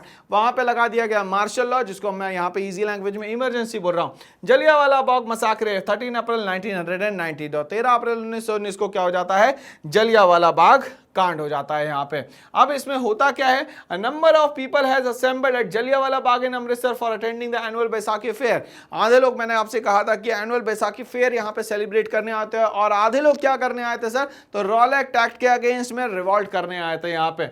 General Dyer surrounded the park and open fire on the crowd killing 100 of people, और 100 ऑफ पीपल को यहाँ पे किल कर दिया गया। वहां पे एक कुआं भी है जिसको मार्टिनर्स वेल कहा जाता है। उन लोगों ने कहा कि ब्रिटिशर्स की गोलियों से मरने से अच्छा है कि हम लोग कहीं ना कहीं अपने आप को ही यहाँ पे पानी में कूद के अपनी जान दे दे। तो वो जो वेल है आज भी कहा जाता है उसको मार्टिनर्स वेल्स। अब हम लोग बात करते हैं कि जलियांवाला बाग के बाद क्या हुआ, कैसे ये सारी चीजें जो है हमारे लिए और प्रॉब्लमेटिक हो गई। क्यों, क्योंकि गांधी जी तो चाहते थे सत्याग्रह की बात करना, नॉन वायलेंस की बात करना, मगर ये ब्रिटिशर्स तो चाहते थे वायलेंस की बात करना। चलिए समझते हैं।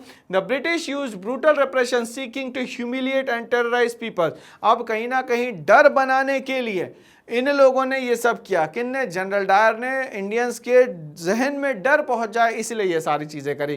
People were flogged and villages were bombed. अब यहाँ पे पंजाब के पास में एक जगह है जिसका नाम है गुर्जनवाला। अब वहां पे बॉम्ब अटैक हो गया, तो गांधी जी ने बोला कि गांधी जी बोल रहे हैं कि भाई नॉन वायलेंस की बात, मगर जैसे ही बॉम्ब अटैक होता तो गांधी जी बोलते भैया ऐसे मैं यहाँ पे सत्याग्रह नहीं कर पाऊंगा, क्योंकि मैं हमेशा नॉन वायलेंस की बात कर रहा हूँ, वायलेंस की किसी भी तरीके की कोई भी बात को मैं एक्सेप्ट नहीं कर पाऊंगा। Crowds took to the streets in the many North Indian towns. Strike clashes with the police and attacks on government buildings were extensively witnessed. अब अलग अलग तरीके से किसके अगेंस्ट में, ब्रिटिशर्स के अगेंस्ट में प्रोटेस्ट होना शुरू होता है और डायरेक्टली क्लैश होने लगता है ब्रिटिशर्स और इंडियंस का। This violence force Gandhi ji to stop the movement, जिसके कारण गांधी जी ने जो नॉन कॉपरेशन मूवमेंट था वो सारा का सारा क्या खत्म कर दिया, क्योंकि उनको समझ में आ गया कि अब ये नॉन वायलेंस के थ्रू नहीं हो रहा, ये सारी चीजें जो हो रही है वो किसके थ्रू हो रही है सर, वायलेंस के थ्रू हो रही है। चलिए हम लोग आगे बढ़ते हैं। यहाँ पे non cooperation movement began in January 1921। Non cooperation movement दोबारा शुरू होता है 1921 में। कैसे होता है, क्या होता है, हम लोग समझने की कोशिश करते हैं। कारण क्या था इसका, खिलाफत इशू। खिलाफत इशू को हम लोग ध्यान से समझने की कोशिश करें। फर्स्ट वर्ल्ड वॉर में यहां पे जैसे ही ब्रिटेन जीतता है वैसे ही ऑटोमन एम्पायर, जहाँ पे इस्लामिक धर्मगुरु जिसको हम लोग कहते हैं यहाँ पे खलीफा, उनकी पोस्ट को हटा दिया जाता है। वो कहते हैं यहाँ पे कि क्रिश्चियनिटी का रूल चलाएगा। तो अब यहाँ पे दो फ्रीडम फाइटर्स कह सकता हूँ मैं यहाँ पे, या दो एक्टिविस्ट कह सकता हूँ, जिनका नाम था यहाँ पे मोहम्मद अली और शौकत अली। मोहम्मद अली और शौकत अली ने बोला कि भैया अब तो ऐसा नहीं चलेगा, अब हमें वॉइस रेज करनी पड़ेगी। तो यहाँ पे खिलाफत मूवमेंट स्टार्ट होता है कहाँ से, टर्की से। गांधी जी से मिलने आते क्योंकि उनको पता था कि सिर्फ वहां पे मूवमेंट करने से कुछ नहीं होगा और हमें क्या करना पड़ेगा, वर्ल्ड वाइड इसके लिए वॉइस रेज करनी पड़ेगी। तो गांधी जी से मिलने वो बॉम्बे आते हैं और वहां से ही स्टार्ट होता है कहीं ना कहीं खिलाफत नॉन कॉपरेशन मूवमेंट। तो ये जो खिलाफत कमेटी है कहीं ना कहीं गांधी जी, शौकत अली और मोहम्मद अली, ये तीनों के कॉम्बिनेशन से बनती है। गांधी जी ने ऑलरेडी नॉन कॉपरेशन मूवमेंट बंद कर दिया था। क्यों, क्योंकि गुर्जनवाला में क्या हो चुका था सर, यहाँ पे बम कांड हो गया था। गांधी जी कहते थे मैं नॉन कॉपरेशन मूवमेंट को बंद करूंगा, क्यों, क्योंकि ये वायलेंस के थ्रू हो रहा है और मैं चाहता हूं कि यहां पे क्या हो जाए, नॉन वायलेंस के थ्रू सारी की सारी कहानी कंप्लीट हो जाए। तो जैसा कि हम लोगों ने खिलाफत मूवमेंट के बारे में बात करी, शौकत अली और मोहम्मद अली के बारे में बात करी, अब हम लोग समझते हैं कि कारण क्या थे। चलिए एक एक चीज को समझते हुए चलेंगे। खिलाफत issue after the first world war. First world war कब हुआ था सर, 1914 से लेकर 1918 के बीच में हुआ था। और मेन इशू क्या था सर, वहां पे बाल्कन्स थे। The British sought to overthrow the Khalifa. खलीफा मैंने आपको कहा था कि इस्लामिक गुरु को कहा जाता था, the spiritual head of the Islamic world and the Turkish emperor. This was deeply resented by the Muslims all over the world including the Indians, कहीं ना कहीं इंडियंस और ऑल ओवर द वर्ल्ड में जितने भी मुस्लिम्स थे उन सबको कहीं ना कहीं हर्ट हुआ और कहीं ना कहीं ये खिलाफ हो गए किसके, ब्रिटिशर्स के, और यही कहीं ना कहीं खिलाफत मूवमेंट है। चलिए इसका तरीका क्या था भैया, मेथड क्या था, तो मेथड ये था surrendering of the government titles, तो लोगों ने अपने जितने भी सरकार ने टाइटल्स दिए थे वो सारे सरेंडर कर दिए, ठीक है, जैसे कि सर जैसे कि Mahatma, boycott of the civil services army, ठीक है, और सिविल सर्विसेज आर्मी जो थी उन सबको भी छोड़ दिया गया, police, court and legislative council, schools and foreign goods and a full civil disobedience campaigning was launch, और कहीं ना कहीं सिविल डिसोबीडियंस कैंपेनिंग जो है वो यहाँ पे स्टार्ट कर दी गई। डिसएग्रीमेंट किसका था भैया, कौन नहीं चाहता था ऐसा, few Congress members were not supported of the ideas of boycotting the council election as they wanted to bring about changes in the system by being in power, ठीक है, तो वो कुछ लोग जो थे इनके सपोर्ट में नहीं थे, और इसमें एक नाम आ रहा है यहाँ पे CR दास और मोतीलाल नेहरू का, जिनने की एक ग्रुप बनाया और ग्रुप का नाम दिया स्वराज पार्टी। क्या नाम दिया भैया, स्वराज पार्टी। तो ये कब बनती है सर, 1923 में बनती है। Within the Congress to argue for a return to the council politics, और इन लोगों ने बोला कि सिस्टम में रह के ही हम लोग इसके अगेंस्ट में कुछ काम कर सकते हैं, सिस्टम से बाहर चले जाएंगे तो काम नहीं चल पाएगा। तो कहीं ना कहीं गांधी जी का नॉन कॉपरेशन मूवमेंट जो है वो चौरी चौरा कांड के बाद खत्म होता है। चौरी चौरा जो है भैया इलाहाबाद यूपी में एक जगह है जहां पे पुलिस वाले कम से कम 23 पुलिस वालों को यहां पे जला दिया जाता है उन्हीं के थाने में। तो चौरी चौरा के बाद गांधी जी ने कहीं ना कहीं नॉन कॉपरेशन मूवमेंट बंद किया, और इसका रिजल्ट ये रहा कि मोतीलाल नेहरू और CR दास ने मिलकर एक नई पार्टी बनाई जिसको कहा जाता है स्वराज पार्टी। चलिए इवेंट्स में हम लोग देखते हैं उस समय और क्या क्या घटनाएं हुई थी। तो मार्च 1919 में बॉम्बे, ये याद रखिएगा, मार्च 1990 Bombay Khilafat committee was formed with leaders such as the Mohammad Ali and the Shaukat Ali, इन दोनों का नाम याद रखना है, मोहम्मद अली, शौकत अली ने मिलके यहाँ बॉम्बे में मार्च 1919 में खिलाफत कमेटी को बनाया। सितंबर 1920 में Gandhi ji in the Calcutta session of the Congress, अब याद रखना है कि सितंबर 1920 में क्या हुआ सर, कैलकाटा सेशन हुआ। कौन सा सेशन हुआ, कैलकाटा सेशन हुआ। Convinced other leaders of the needs to start a non cooperation movement in support of the Khilafat as well as for the swaraj, तो खिलाफत साथ में स्वराज और यहाँ नॉन कॉपरेशन मूवमेंट सब मिलकर एक साथ चलेगा तो हो सकता है हमें इंडिपेंडेंस जल्दी मिल जाए। बट कब की बात है सर, ये सितंबर 1920 की, और ये कौन सा सेशन था सर, ये कैलकाटा सेशन था। कौन सा था, कैलकाटा सेशन था। चलिए आगे बात करते हैं हम लोग। दिसंबर 1920 में ये कहां पे हुआ सर, नागपुर में हुआ। ये कहां पे हुआ सर, सितंबर में 1920 में ये कैलकाटा में हुआ, और दिसंबर में कहां पे हुआ सर, ये नागपुर में हुआ। Non cooperation programme adopted by the Congress, और यहां दिसंबर 1920 में कांग्रेस ने यहां पे जो नॉन कॉपरेशन मूवमेंट और खिलाफत मूवमेंट है सबको मिला के यहां पे सारी चीजें ऑप्ट करना शुरू कर दी। ठीक है भाई, आगे हम लोग बात करते हैं Rowlatt act, the dissatisfaction from the Rowlatt act and the failure of the Rowlatt act. तो लोगों को यहां पे लगा कि ये जो एक्ट बनाया गया बिल्कुल हमारे फेवर में नहीं है, और लोगों ने अलग अलग तरीके से प्रोटेस्ट करना शुरू किया। Jallianwala Bagh, the atrocities killing of the hundreds of the innocent people by the British at the Jallianwala Bagh had made the Indian masses resentful toward the British rule. कहीं ना कहीं और ज्यादा गुस्सा भर गया जलियांवाला बाग होने के बाद, लोगों को लगा कि ब्रिटिशर्स को तो यहां से भगाना चाहिए, इसके बिना काम यहां पे नहीं चल पाएगा। डिसएग्रीमेंट क्या था, और यहां पे some leaders feared the movement to turn violent, और बहुत सारे लोगों को ये लग रहा था कि ये जो मूवमेंट कर रहे हैं गांधी जी और बाकी लोग भी, ये कहीं ना कहीं वायलेंट हो जाएगा, तो हमारे पास तो आर्म्स है नहीं, तो हम लड़ेंगे किससे, ब्रिटिशर्स से लड़ना बड़ा मुश्किल काम हो जाएगा हमारे पास। ठीक है, इवेंट्स में हम लोग बात करते हैं आगे। The movement in the town, the student left government school. अब ये जो नॉन कॉपरेशन मूवमेंट है इसमें क्या हुआ, तो बच्चों ने स्कूल जाना छोड़ दिया, गवर्नमेंट स्कूल जाना छोड़ दिया, and colleges and headmasters and teacher resigned, headmaster और टीचर्स ने भी जाना यहाँ पे शुरू कर दिया just because of the Jallianwala Bagh मैसाकर।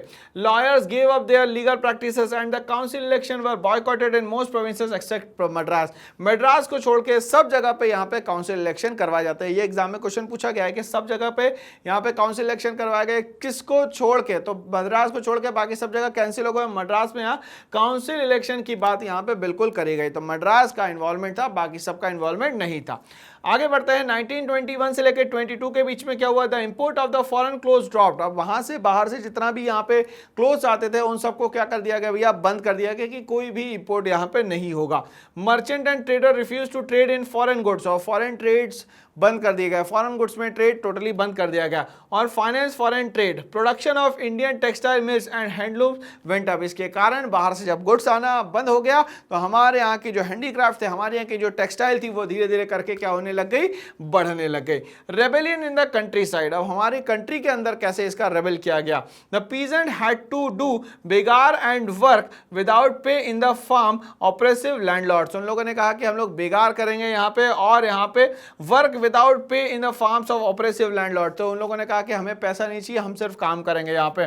The peasant movement demanded reduction of the revenue, abolition of the begar and social boycott, और इन लोगों ने जो मुद्दे रखे वो क्या थे यहाँ पे, तो पीजेंट्स ने बोला कि हमारा मुद्दा यह है कि हम लोग अब इतना रेवेन्यू नहीं दे पाएंगे।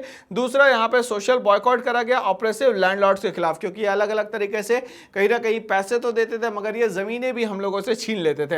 अक्टूबर 1920 में द औध किसान सभा बनाए गए, तो ये औध किसान सभा कहीं ना कहीं जवाहरलाल नेहरू की है, जवाहरलाल नेहरू ने इसको बनाया, तो याद रखना है अक्टूबर 1920 द औध किसान सभा was setup headed by the Jawaharlal Nehru and Baba Ramchandra and a few others, ठीक है। तो औध किसान सभा बनाई गई और कुछ ही महीनों में इसकी 300 ब्रांचेस यहाँ पे बना दी गई। तो किसानों की जो भी परेशानी थी वो औध किसान सभा में यहाँ पे डिस्कस की गई। चलिए आगे बढ़ते हैं हम लोग यहाँ पे। इस रिवॉल्ट में अब ट्राइबल्स ने भी बहुत एक्टिव रोल प्ले किया, कैसे किया हम लोग समझने की कोशिश करते हैं।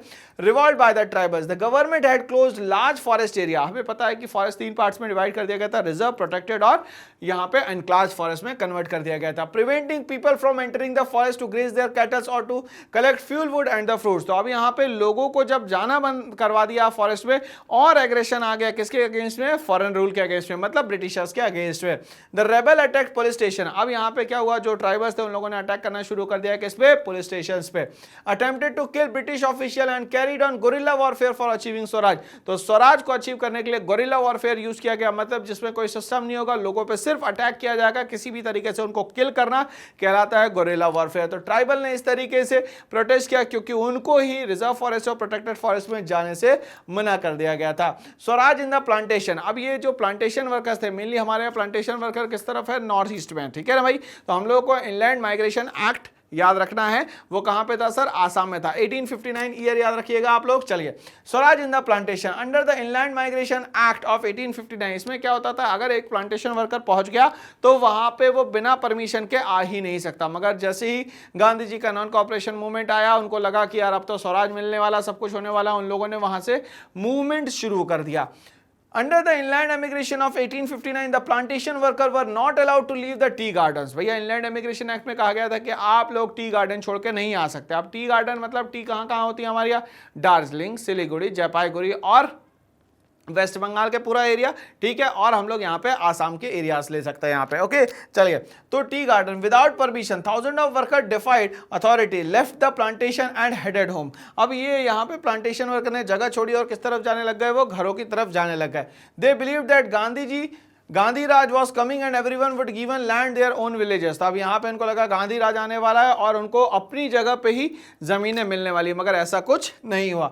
फरवरी 1922 Mahatma Gandhi decided to withdraw the non cooperation movement. मैंने आपको कहा फरवरी 1922 के बाद क्या हुआ भैया, चौरी चौरा कांड हो गया, कहाँ पे, यूपी में, ठीक है ना। चलिए, non cooperation movement because of its violent phase in the many places and satyagraha needed to be properly trained, और उनको लगा कि अभी भी लोग यहाँ पे तैयार नहीं है, नॉन वायलेंस के थ्रू हमें आजादी चाहिए, मगर लोग अभी भी वायलेंस के थ्रू जो है वो यहाँ पे आजादी चाहते हैं। चलिए आगे बढ़ते हैं। अब यहाँ पे आ जाता है साइमन कमीशन। भैया कहा गया था कि यहाँ पे एक सिस्टम बनाया जाएगा जो हर 10 साल में आएगा, और हर 10 साल में आने की कहानी ऐसे थी कि 1909 में सबसे पहले आया मॉर्लो मिंटो रिफॉर्म, फिर आता है 1919 में मॉन्टेगो क्लेम्सफोर्ड रिफॉर्म, अब आना था 1929 में।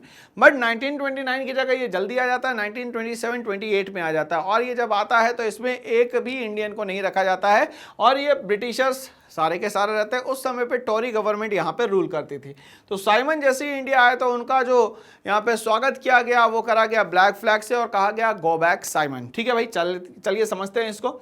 Constituted by the Tory government of Britain under pressure of mass movement in India। ठीक है, तो टोरी गवर्नमेंट ने कहा कि चलो भाई साइमन को भेज देते हैं यहाँ पे इंडिया, और ये जो प्रेशर पड़ रहा है उस सबको ये कंट्रोल कर लेगा।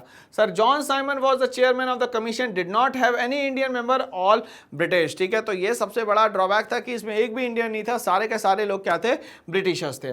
Short to look into the demand of the nationalist and suggest changes in the constitutional structure of India. तो यहाँ पे क्या कहीं ना कहीं चाहते थे कि डिमांड जो थी नेशनलिस्ट की वो सुनी जाए, और यहाँ पे चेंज किया जाए कॉन्स्टिट्यूशनल स्ट्रक्चर में, किसके, इंडिया के।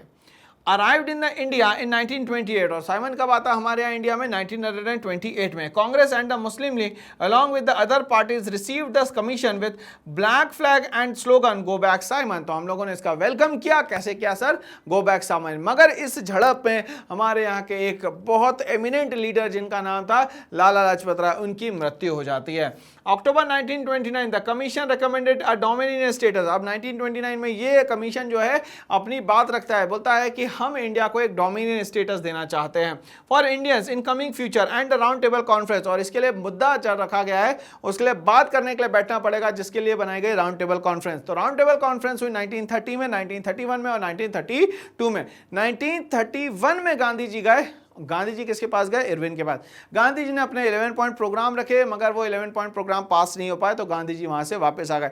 तीनों राउंड टेबल कॉन्फ्रेंस में जो इन्वॉल्व होते हैं वो है डॉक्टर भीमराव अंबेडकर, ठीक है। और तीनों राउंड टेबल कॉन्फ्रेंस में वो अपनी बात रखते हैं, separate reservation on the basis of caste, ठीक है। तो कास्ट की बेसिस पे रिजर्वेशन की बात वो इरविन के सामने रखते हैं और तीनों राउंड टेबल कॉन्फ्रेंस में भीमराव अंबेडकर जी गए थे, ठीक है। तो ये डोमिनियन स्टेटस के लिए बात करने के लिए राउंड टेबल कॉन्फ्रेंस यहाँ पे रखी गई for discussing a future constitution for the India. और इंडिया के फ्यूचर में कैसा कॉन्स्टिट्यूशन होना चाहिए, इसके लिए राउंड टेबल कॉन्फ्रेंस यहाँ पे रखी गई। और कहाँ रखी गई सर? लंदन में। और लेड कौन कर रहा था यहाँ पे? Lord Irwin. चलिए, effect of the Simon commission, क्या असर पड़ा इसका? दिसंबर 1929 under the presidency of the Jawaharlal Nehru. अभी हम लोगों ने देखा था कि CR दास और मोतीलाल नेहरू ने स्वराज पार्टी बनाई। अब यहाँ पे कौन आ गया एक्टिव रोल प्ले करने? जवाहरलाल नेहरू। और हम लोगों ने एक्टिव रोल देखा था जवाहरलाल नेहरू का किसान औध सभा में, ठीक है, बाबा रामचंद्र के साथ। द लाहौर सेशन, ये याद रखिएगा, लाहौर सेशन हुआ कब? दिसंबर 1929 में। Congress formalize the demand of purna swaraj. और इन लोगों ने बात रख दी कि हमें अब चाहिए पूर्ण स्वराज, ठीक है। डोमिनियन स्टेटस आपने कहा, बट हमें क्या चाहिए सर? यहाँ पे पूर्ण स्वराज चाहिए। 26 जनवरी 1930 was celebrated as the Independence Day। Jawaharlal Nehru गए रावी रिवर के किनारे, उनने क्या करा? एक फ्लैग होस्ट कर दिया जिसपे क्या बना था? चरखा बना हुआ था। और इसको क्या दिन मान लिया गया? पूर्ण स्वराज। 26 जनवरी 1930। यही 26 जनवरी जो है वो हमारा रिपब्लिक डे सेलिब्रेट किया जाता है, ये एग्जाम में याद रखिएगा। 1930 में doctor Bhimrao Ambedkar establish the depressed class association. और 1930 में गांधी जी के पैरेलली एक और एक्टिव रोल प्ले करने आते हैं डॉक्टर भीमराव अंबेडकर, जिनने डिप्रेस्ड क्लास एसोसिएशन बना दिया। ये क्या था भैया? इफेक्ट ऑफ साइमन कमीशन था। अब यहां से शुरू होता है सिविल डिसोबीडियंस मूवमेंट। अभी तक के कहीं ना कहीं नॉन कॉपरेशन मूवमेंट का ही इफेक्ट हम लोगों ने देखा, साइमन कमीशन का इफेक्ट देखा। अब हम लोग बात करते हैं सिविल डिसोबीडियंस मूवमेंट की, ठीक है भाई। मीडियम जो था गांधी जी ने क्या चुना? तो मीडियम गांधी जी ने चुना भैया सॉल्ट सत्याग्रह। 12 मार्च 1930 को यहाँ पे सॉल्ट सत्याग्रह स्टार्ट होता है, 6 अप्रैल 1930 तक के यहाँ पे चलता है, ठीक है। Medium, Gandhi ji choose salt as the medium for protesting against the British rule. उन्होंने बोला कि इसके खिलाफ आवाज उठाना है, ब्रिटिशर्स के खिलाफ आवाज उठाना है, तो सबसे अच्छा मीडियम जो है वो किसको मान लिया जाए? सॉल्ट को मान लिया जाए। 31 जनवरी 1930 Gandhi ji sent a letter to viceroy Irwin. और गांधी जी ने क्या करा भैया? 31 जनवरी को 1930 को गांधी जी ने भेजा लेटर किसको? इरविन को। क्या लिखा भैया? Starting 11 demand specially abolition of the salt tax. उसमें सबसे स्पेशल जो डिमांड थी वो थी abolition of the salt tax. वो बोला कि अमीर गरीब सबके लिए एक जैसा है, और भाई जब हमारे ही देश में होता तो इस पे हम लोग टैक्स यहाँ पे क्यों दे?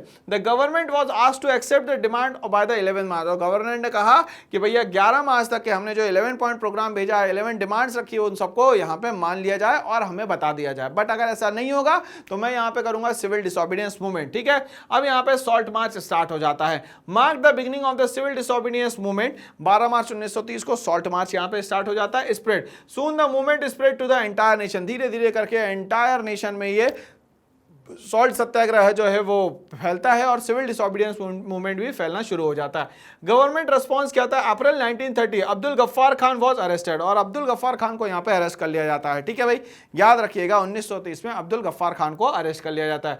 Gandhi Irwin pact and the end of the movement. This pact was a consent to the round table conference and the government agreed to release the political prisoner. मगर इसी के समय हम लोगों ने 3 अपने बड़े फ्रीडम फाइटर्स को खो दिया। वो थे, तीनों कौन थे भाई? तो राजगुरु, सुखदेव और यहाँ पे भगत सिंह की अगर हम लोग बात करते हैं तो 23 अप्रैल 1931 को इनको क्या कर दिया गया भैया? फांसी के तख्ते पे लटका दिया गया था, ठीक है। अब गांधी इरविन पैक्ट तो हो गया यहाँ पे। इसके बाद अगर हम लोग भाई बात करते हैं सॉल्ट मार्च की, Gandhi ji started the salt march from Sabarmati ashram, ठीक है, गांधी जी ने स्टार्ट करा साबरमती आश्रम से to the Gujarati coastal town of the Dandi, ठीक है, तो साबरमती आश्रम से कहां तक के गए भाई, दांडी तक के गए, ठीक है, तो कितना एरिया था भाई, तो 240 मील था, कितना था, 240 मील था। 6 April 1930 violated the law by manufacturing salt from sea water, तो 6 अप्रैल 1930 को इन्हें वायलेट कर दिया क्या, सॉल्ट लॉ। स्प्रेड कैसे हुआ, पीजेंट्स रिफ्यूज टू पे रेवेन्यू एंड द चौकीदारी टैक्स, अब यहाँ पे पीजेंट्स ने भी बंद कर दिया कि भैया हम लोग चौकीदारी टैक्स भी नहीं देंगे आपको और किसी तरीके का रेवेन्यू यहाँ पे नहीं देंगे।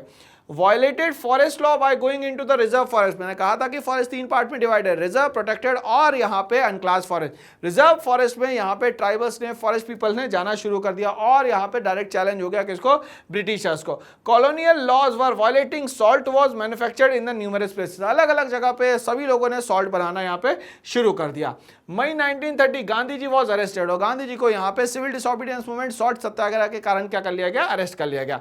Women's and childrens were beaten by the government and peaceful satyagraha वही अटैक्ड, ठीक है, तो अब यहाँ पे वुमेन्स और चिल्ड्रंस को पकड़ा गया और उनको भी मारा गया। गांधी जी को यहाँ अरेस्ट कर लिया गया मई 1930 में। About 1 lakh people were arrested, total मिलाया जाए तो 1 लाख लोगों को यहाँ पे अरेस्ट किया गया। गांधी इरविन पैक्ट में क्या हुआ भाई, दिसंबर 1931 में Gandhi ji went to London for the second round table conference, मैंने कहा था कि सेकंड राउंड टेबल कॉन्फ्रेंस में ही कहां गए थे, गांधी जी लंदन गए थे। चलिए the origin of the printing book की बात करते हैं हम लोग, यहाँ पे बात करते हैं हमारे पूरे के पूरे प्रिंट कल्चर की एंड द मॉडर्न वर्ल्ड की। चलिए समझने की कोशिश करेंगे। तो प्रिंट कल्चर कहां से स्टार्ट होता है सर, तो चाइना से स्टार्ट होता है, लगभग 594 एडी की बात है।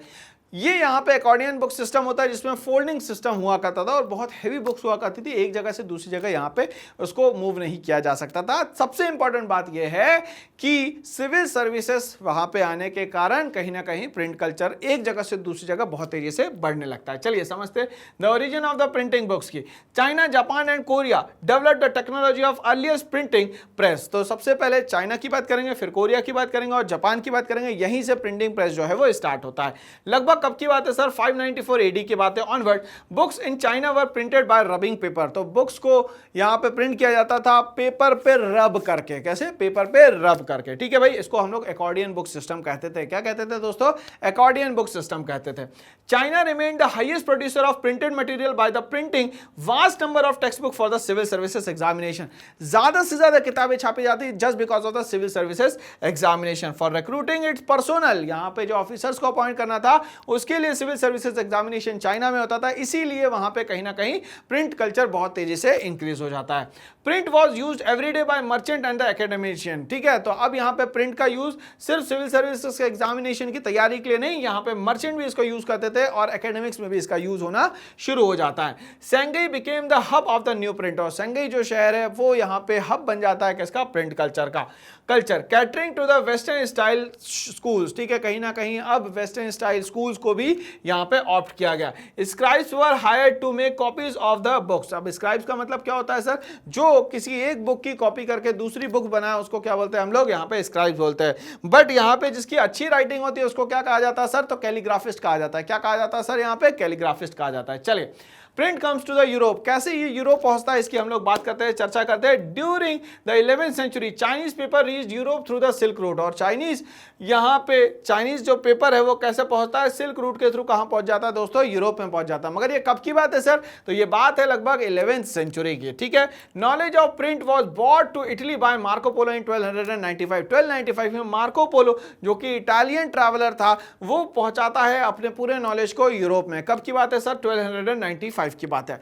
To increase the production of hand written manuscript, scribes और skilled hand writers were employed by the wealthy and the influential patron and the book seller, तो जितने भी रिच क्लास थे उन लोगों ने अपने ही लोगों को यहां पे अपॉइंट किया। मैन्युस्क्रिप्ट की बात करी गई, स्क्राइब्स की बात करी गई, स्किल्ड हैंड राइटर्स जो उनकी बातें लिखने का काम करते हैं। तो मार्को पोलो जो है वो कहां लेके आया भैया, यूरोप लेके आया, किसको, प्रिंट कल्चर को। The hand written manuscript could not satisfy the ever increasing demand for goods, अब जाहिर सी बात है हाथ से लिखोगे डिमांड बढ़ रही है तो फुलफिल तो नहीं कर पाओगे, तो डिमांड धीरे धीरे करके बढ़ना शुरू हो जाती है। Because the manuscript were fragile, awkward awkward to handle and could not be carried around or read easily। अब ये जो मैन्युस्क्रिप्ट है भैया एक ही जगह रहेगी, उसको मूव नहीं कर सकते, नहीं तो वो ब्रेक डाउन हो जाएगी, इसीलिए इसको यहाँ पे मोबाइल नहीं किया जा सकता, एक जगह से दूसरी जगह नहीं ले जाया जा सकता था। By the early 15th century, देखिए हम लोग स्टार्ट करते थे 11th सेंचुरी से, अब हम लोग आ गए 15th सेंचुरी से, लगभग 400 साल हो गए हैं। Would blocks were being widely used in Europe, धीरे धीरे करके वुड ब्लॉक प्रिंटिंग यहाँ पे स्टार्ट होती है। चाइना में हम लोगों ने जैसे देखा था अकॉर्डियन बुक सिस्टम, वैसे ही यहाँ पे क्या स्टार्ट हो जाता है, वुड ब्लॉक प्रिंटिंग स्टार्ट हो जाता है। प्रिंटिंग टेक्सटाइल्स, कहीं ना कहीं कपड़े भी छापने शुरू हो गए अब इस पे। रिलीजियस पिक्चर्स को छापा गया with simple brief text and playing cards. अब यहाँ पे क्या क्या छापे गए भैया, तो पिक्चर्स छापी गई वेरी सिंपल, एंड यहाँ पे प्लेइंग कार्ड्स को भी छापा गया।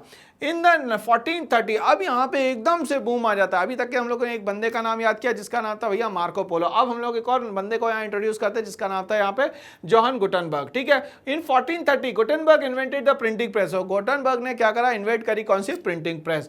And the first book printed by him was the Bible, और पहली किताब जो छापी गई वो कौन सी थी दोस्तों, Bible. However, it took him 3 years to print 180 copy. 180 copy करने में उसको 3 साल लग गया। कब की बात हो रही है सर, 1430 की बात हो रही है। कौन छाप रहा है इसको, तो जोहन गुटेनबर्ग छाप रहा है। क्या लेके आया ये, इन्वेंशन लेके आया, कौन सा, प्रिंटिंग प्रेस का। The layout and the appearance of the printed books closely resembled the written manuscript. ठीक है, धीरे धीरे करके यहाँ पे जो प्रिंटेड बुक्स है वो रिटन मैन्युस्क्रिप्ट से भी अच्छी होने लग गई। ठीक है, और स्पीड बढ़ गई, डिमांड जितनी थी उतनी सप्लाई भी यहाँ पे पहुंच गई। 1450 से लेके 1550 की बात करते हैं, most countries in Europe printing presses were set up. धीरे धीरे करके प्रिंटिंग प्रेस जो है वो हर जगह सेटअप होने लग जाती है। During the second half of the 15th century the European market was flooded with 20 million copies of the printed books. तो सबसे अच्छी बात यह है कि 15th सेंचुरी तक क्या आते थे, 20 मिलियन कॉपी से पूरा का पूरा यूरोप जो है भर जाता है। Multiple copies of each books could be produced easily due to the decrease in the time and labour. अब यहाँ पे प्रिंटिंग प्रेस आ चुकी है, ऑफसेट प्रिंटिंग आ चुकी थी, जिससे हम लोग कलर प्रिंट यहाँ पे निकाल सकते थे। 6 अलग अलग कलर यहाँ पे यूज किए जाते थे, उसको बोला जाता है ऑफसेट प्रिंटिंग। तो यहाँ टाइम और लेबर कम हो रहा था और मल्टीपल कॉपीज को यहाँ कंटिन्यूअसली यहाँ पे प्रिंट किया गया। The oral culture of hearing in public was taken over by the reading in public. ठीक है, तो ओरल कल्चर जो हियरिंग का था अब वो रीडिंग कल्चर में यहाँ पे कन्वर्ट हो जाता है, because common people now had to access to the book. क्यों, क्योंकि जॉन गुटेनबर्ग के इस रिवॉल्यूशन के कारण सबके पास तक के किताबें पहुंचना शुरू हो जाती है। Now there was an exchange in ideas, अब धीरे धीरे करके आइडियाज का एक्सचेंज होने लगता है। Oral culture under print and the printed material was transmitted orally. अब यहाँ पे धीरे धीरे करके ओरली प्रिंटेड में कन्वर्ट होता, प्रिंट जो है फिर से वो ओरल में कन्वर्ट होता, तो लोगों तक के नॉलेज पहुंचने लगता है। Now ballads and folk tales with profusely illustrated pictures with getting published by the printers. ठीक है, अब धीरे धीरे करके छोटी छोटी जो किताबें थी जिसको हम लोग बैलाड्स कहते हैं, फोक टेल्स कहते हैं। फोक टेल्स का मतलब ये हो गया कि वहां के जो पुरानी जो भी रीति रिवाज है वो सब यहाँ पे छापे जा रहे हैं, लोगों तक के यहाँ पे पहुंचाया जा रहा है। इंटरेस्ट बढ़ाने के लिए क्या किया गया, उसमें पिक्चर्स का यहाँ पे इस्तेमाल किया गया। बट कहीं ना कहीं लोगों को डर लगा कि ये जो प्रिंट है कहीं ना कहीं रिलीजियस पॉइंट ऑफ व्यू से कहीं ना कहीं किसी रिलीजन को हर्ट ना कर दे, और ये आगे चल के ऐसा ही कुछ हुआ। The people feared as there was no control on the content that was printed and read। अब यहाँ पे जो भी कंटेंट लिखा जा रहा था उस पर कोई कंट्रोल नहीं था, क्या छापा जा रहा है, क्या पढ़ा जा रहा है। It became simple to spread irreligious and rebellious ideas through print, और कहीं ना कहीं irreligious और rebellious ideas को भी प्रिंट किया जा रहा था। In 1517 many practices and rituals of the Roman Catholic Church, RCC से हम लोग याद करते हैं, 1517 में जो रोमन कैथोलिक चर्च के बहुत सारी चीज़ों को क्रिटिसाइज किया गया, और क्रिटिसाइज करने वाला जो पर्सन था उसका नाम था यहाँ पे मार्टिन लूथर, जिसने 95 थीसिस लिखी। क्या लिखी, 95 थीसिस। विटनबर्ग नाम की जगह जहाँ पे वो ये 95 थीसिस जो इसने लिखी वो वहाँ पे रख के बोलता है कि ठीक है भैया जिसको डिबेट करना है वो यहाँ पे आ जाए, मगर विटनबर्ग में कोई भी वहाँ पे नहीं पहुँचता। Due to print Luther writing were immediately reproduced in vast numbers and read widely. धीरे धीरे करके उसको लोगों ने पढ़ना शुरू कर दिया, और यहाँ पे रोमन कैथोलिक चर्च में ही 2 पार्ट हो जाता है यहाँ पे, एक तो कैथोलिक्स और दूसरा हो जाता है प्रोटेस्टेंट रिफॉर्मेशन। ठीक है, तो प्रोटेस्टेंट यहाँ पे निकल के आते हैं। In the division with in the church and the formation of the Protestant reformation, एक नया सिस्टम आ जाता है जिसको हम लोग बोलते हैं प्रोटेस्टेंट रिफॉर्मेशन। मतलब क्रिश्चियनिटी जो है वो 2 पार्ट में डिवाइड हो जाती है, एक तो हो गए प्रोटेस्टेंट और दूसरे हो गए Catholics. By 1558 due to the effect of irreligious ideas that were being spread due to the print, the Roman Catholic church impose various control over the publishers. अब यहाँ पे इनको लगा कि कहीं ना कहीं इररिलीजियस चीजें हो रही है, तो कहीं ना कहीं यहाँ पे प्रोहिबिटेड बुक्स की लिस्ट निकाली गई। Publishers and the book sellers and began to maintain an index on the prohibited books. और यहाँ पे प्रोहिबिटेड बुक्स की पूरी लिस्ट निकाल दी किसने? रोमन कैथोलिक चर्च ने। कब की बात हो रही है सर? 1558 की बात हो रही है। अब यहाँ पे लोगों में पागलपन छा गया कि ये किताबें तो पढ़ना ही चाहिए, बड़ा मजा आता है हमें। There are various school setup in the villages by churches. अब याद रखिएगा कि चर्चेस ने बहुत सारे स्कूल्स को सेटअप करना यहाँ पे शुरू कर दिया। और different denomination spreading literacy to the peasants and the artisan. तो लोगों तक के कहीं ना कहीं एजुकेशन पहुंच जाए तो चर्चेस ने विलेजेस में स्कूल सेटअप करना शुरू कर दिया। There was new focus of the literature that appeared like the almanacs और द रिचुअल कैलेंडर्स। तो कैलेंडर्स की बात होने लग गई, उसमें भी अब कलर प्रिंट आने लग गया, तो लोगों का बड़ा इंटरेस्ट आया। घर सजाने के लिए कहीं ना कहीं ये एल्मेनेक्स का यूज करने लग गए with ballads and the folk tales. आगे बढ़ते हैं हम लोग। In England penny chapbooks were carried by the petty peddlers known as the chapman. और यहाँ पे छोटी छोटी किताब जो है पेडलर्स एक जगह से दूसरी जगह जो है लोगों तक के पहुंचाने लग गए। अवेलेबिलिटी यहां बढ़ने के कारण कहीं ना कहीं प्रिंट रेवोल्यूशन बहुत तेजी से ऑल ओवर द यूरोप में फैल जाता है। Print comes to India. India में प्रिंट कैसे आया है, कैसे आया? पहले हम लोगों ने चाइना, कोरिया और जापान की बात करी, फिर यूरोप की बात करी, और अब हम लोग बात करेंगे यहाँ पे इंडिया की। The first printing press was brought by the to India by the Portuguese। Portuguese मतलब कहाँ थे उस समय तक? गोवा में। तो पहला प्रिंटिंग सिस्टम जो कहाँ पे आया होगा दोस्तों? तो वो गोवा में आया होगा। Missionaries in the mid 16th century. Missionaries कब लेके आए यहाँ पे? तो ये 16th सेंचुरी में लेके आते हैं। तो गोवा में सबसे पहले प्रिंटिंग प्रेस का सिस्टम स्टार्ट होता है। There were 50 books printed in the Konkani and the Kannada language in the 1674। तो 1674 में पहली बार 50 किताबें छापी गई कोंकणी और कन्नड़ लैंग्वेज में। The first Tamil book was printed by the Catholic priest in the Cochin in 1579। और तमिल पहली बुक जो है वो कैथोलिक प्रीस्ट ने छापी। कब छापी सर? 1579 में। बंगाल गैजेट वीकली मैगजीन जो है वो किसने छापी सर? यहाँ पे जेम्स अगस्टस हिक्के ने छापी। ठीक है भाई। कब छापी सर? 1780 में छापी।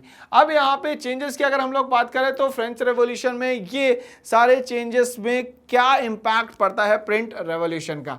Many generals began carrying writing by the women and explained why women should be educated। अब यहाँ पे प्रिंट कल्चर में सबसे अच्छी बात ये रही कि वुमेन्स को एजुकेट क्यों करना है, ये सारा का सारा लिखा गया। तो कहीं ना कहीं फ्रेंच रेवोल्यूशन में एक्टिव रोल प्ले किया वुमेन्स ने भी। Due to the spread of the ideas through print, conservative Hindus believe that a literate girl would be widowed and Muslim fear the educated women. कहीं ना कहीं लगा इन लोगों को कि हिंदूज को भी लगा कि लिटरेट गर्ल जो है वो क्या हो जाएगी, आगे चल के विडो हो जाएगी। क्यों? क्योंकि इतना तो मेल पढ़ा ही नहीं है। और कहीं ना कहीं मुस्लिम कम्युनिटी में भी ये डर जो है वो फैल जाता है। Would be corrupted by the reading Urdu romances. ठीक है, तो गलत डायरेक्शन में कहीं ना कहीं लिटरेचर ना ले जाए, इस बात का डर हिंदूज को भी था और मुस्लिम्स को भी था। From 1860, few Bengali women such as the Kailash Basini Devi wrote books highlighting the experiences of the women. तो हम लोगों ने दोनों लोगों का नाम याद करे थे, कैलाश बासिनी देवी और राज सुंदरी देवी। ठीक है ना भाई। तो कहीं ना कहीं वुमेन्स के जो एक्सपीरियंस थे ये सब किताबों में छाप के देने का यहाँ पे काम करा गया। किसने भाई? राज सुंदरी देवी ने और कैलाश बासिनी ने। इस तरीके से देखा जाए तो पूरी एंटायर हिस्ट्री जो है वो कुछ ही मिनट्स में हम लोगों ने यहाँ कवर करी with the help of flow charts. तो ऐसे ही जानदार और शानदार ट्रिक्स के लिए, टिप्स के लिए और कॉन्सेप्ट क्लियरेंस के लिए मेरे साथ बने रहिए। करना है एक छोटा सा काम, इस चैनल को लाइक शेयर सब्सक्राइब करना ना भूलें। सारी बातें जो है वो लिंक दी जाती है डिस्क्रिप्शन बॉक्स में, आप हमसे कांटेक्ट कर सकते हैं। कांटेक्ट नंबर यहां पे गिवन है। Thanks for watching.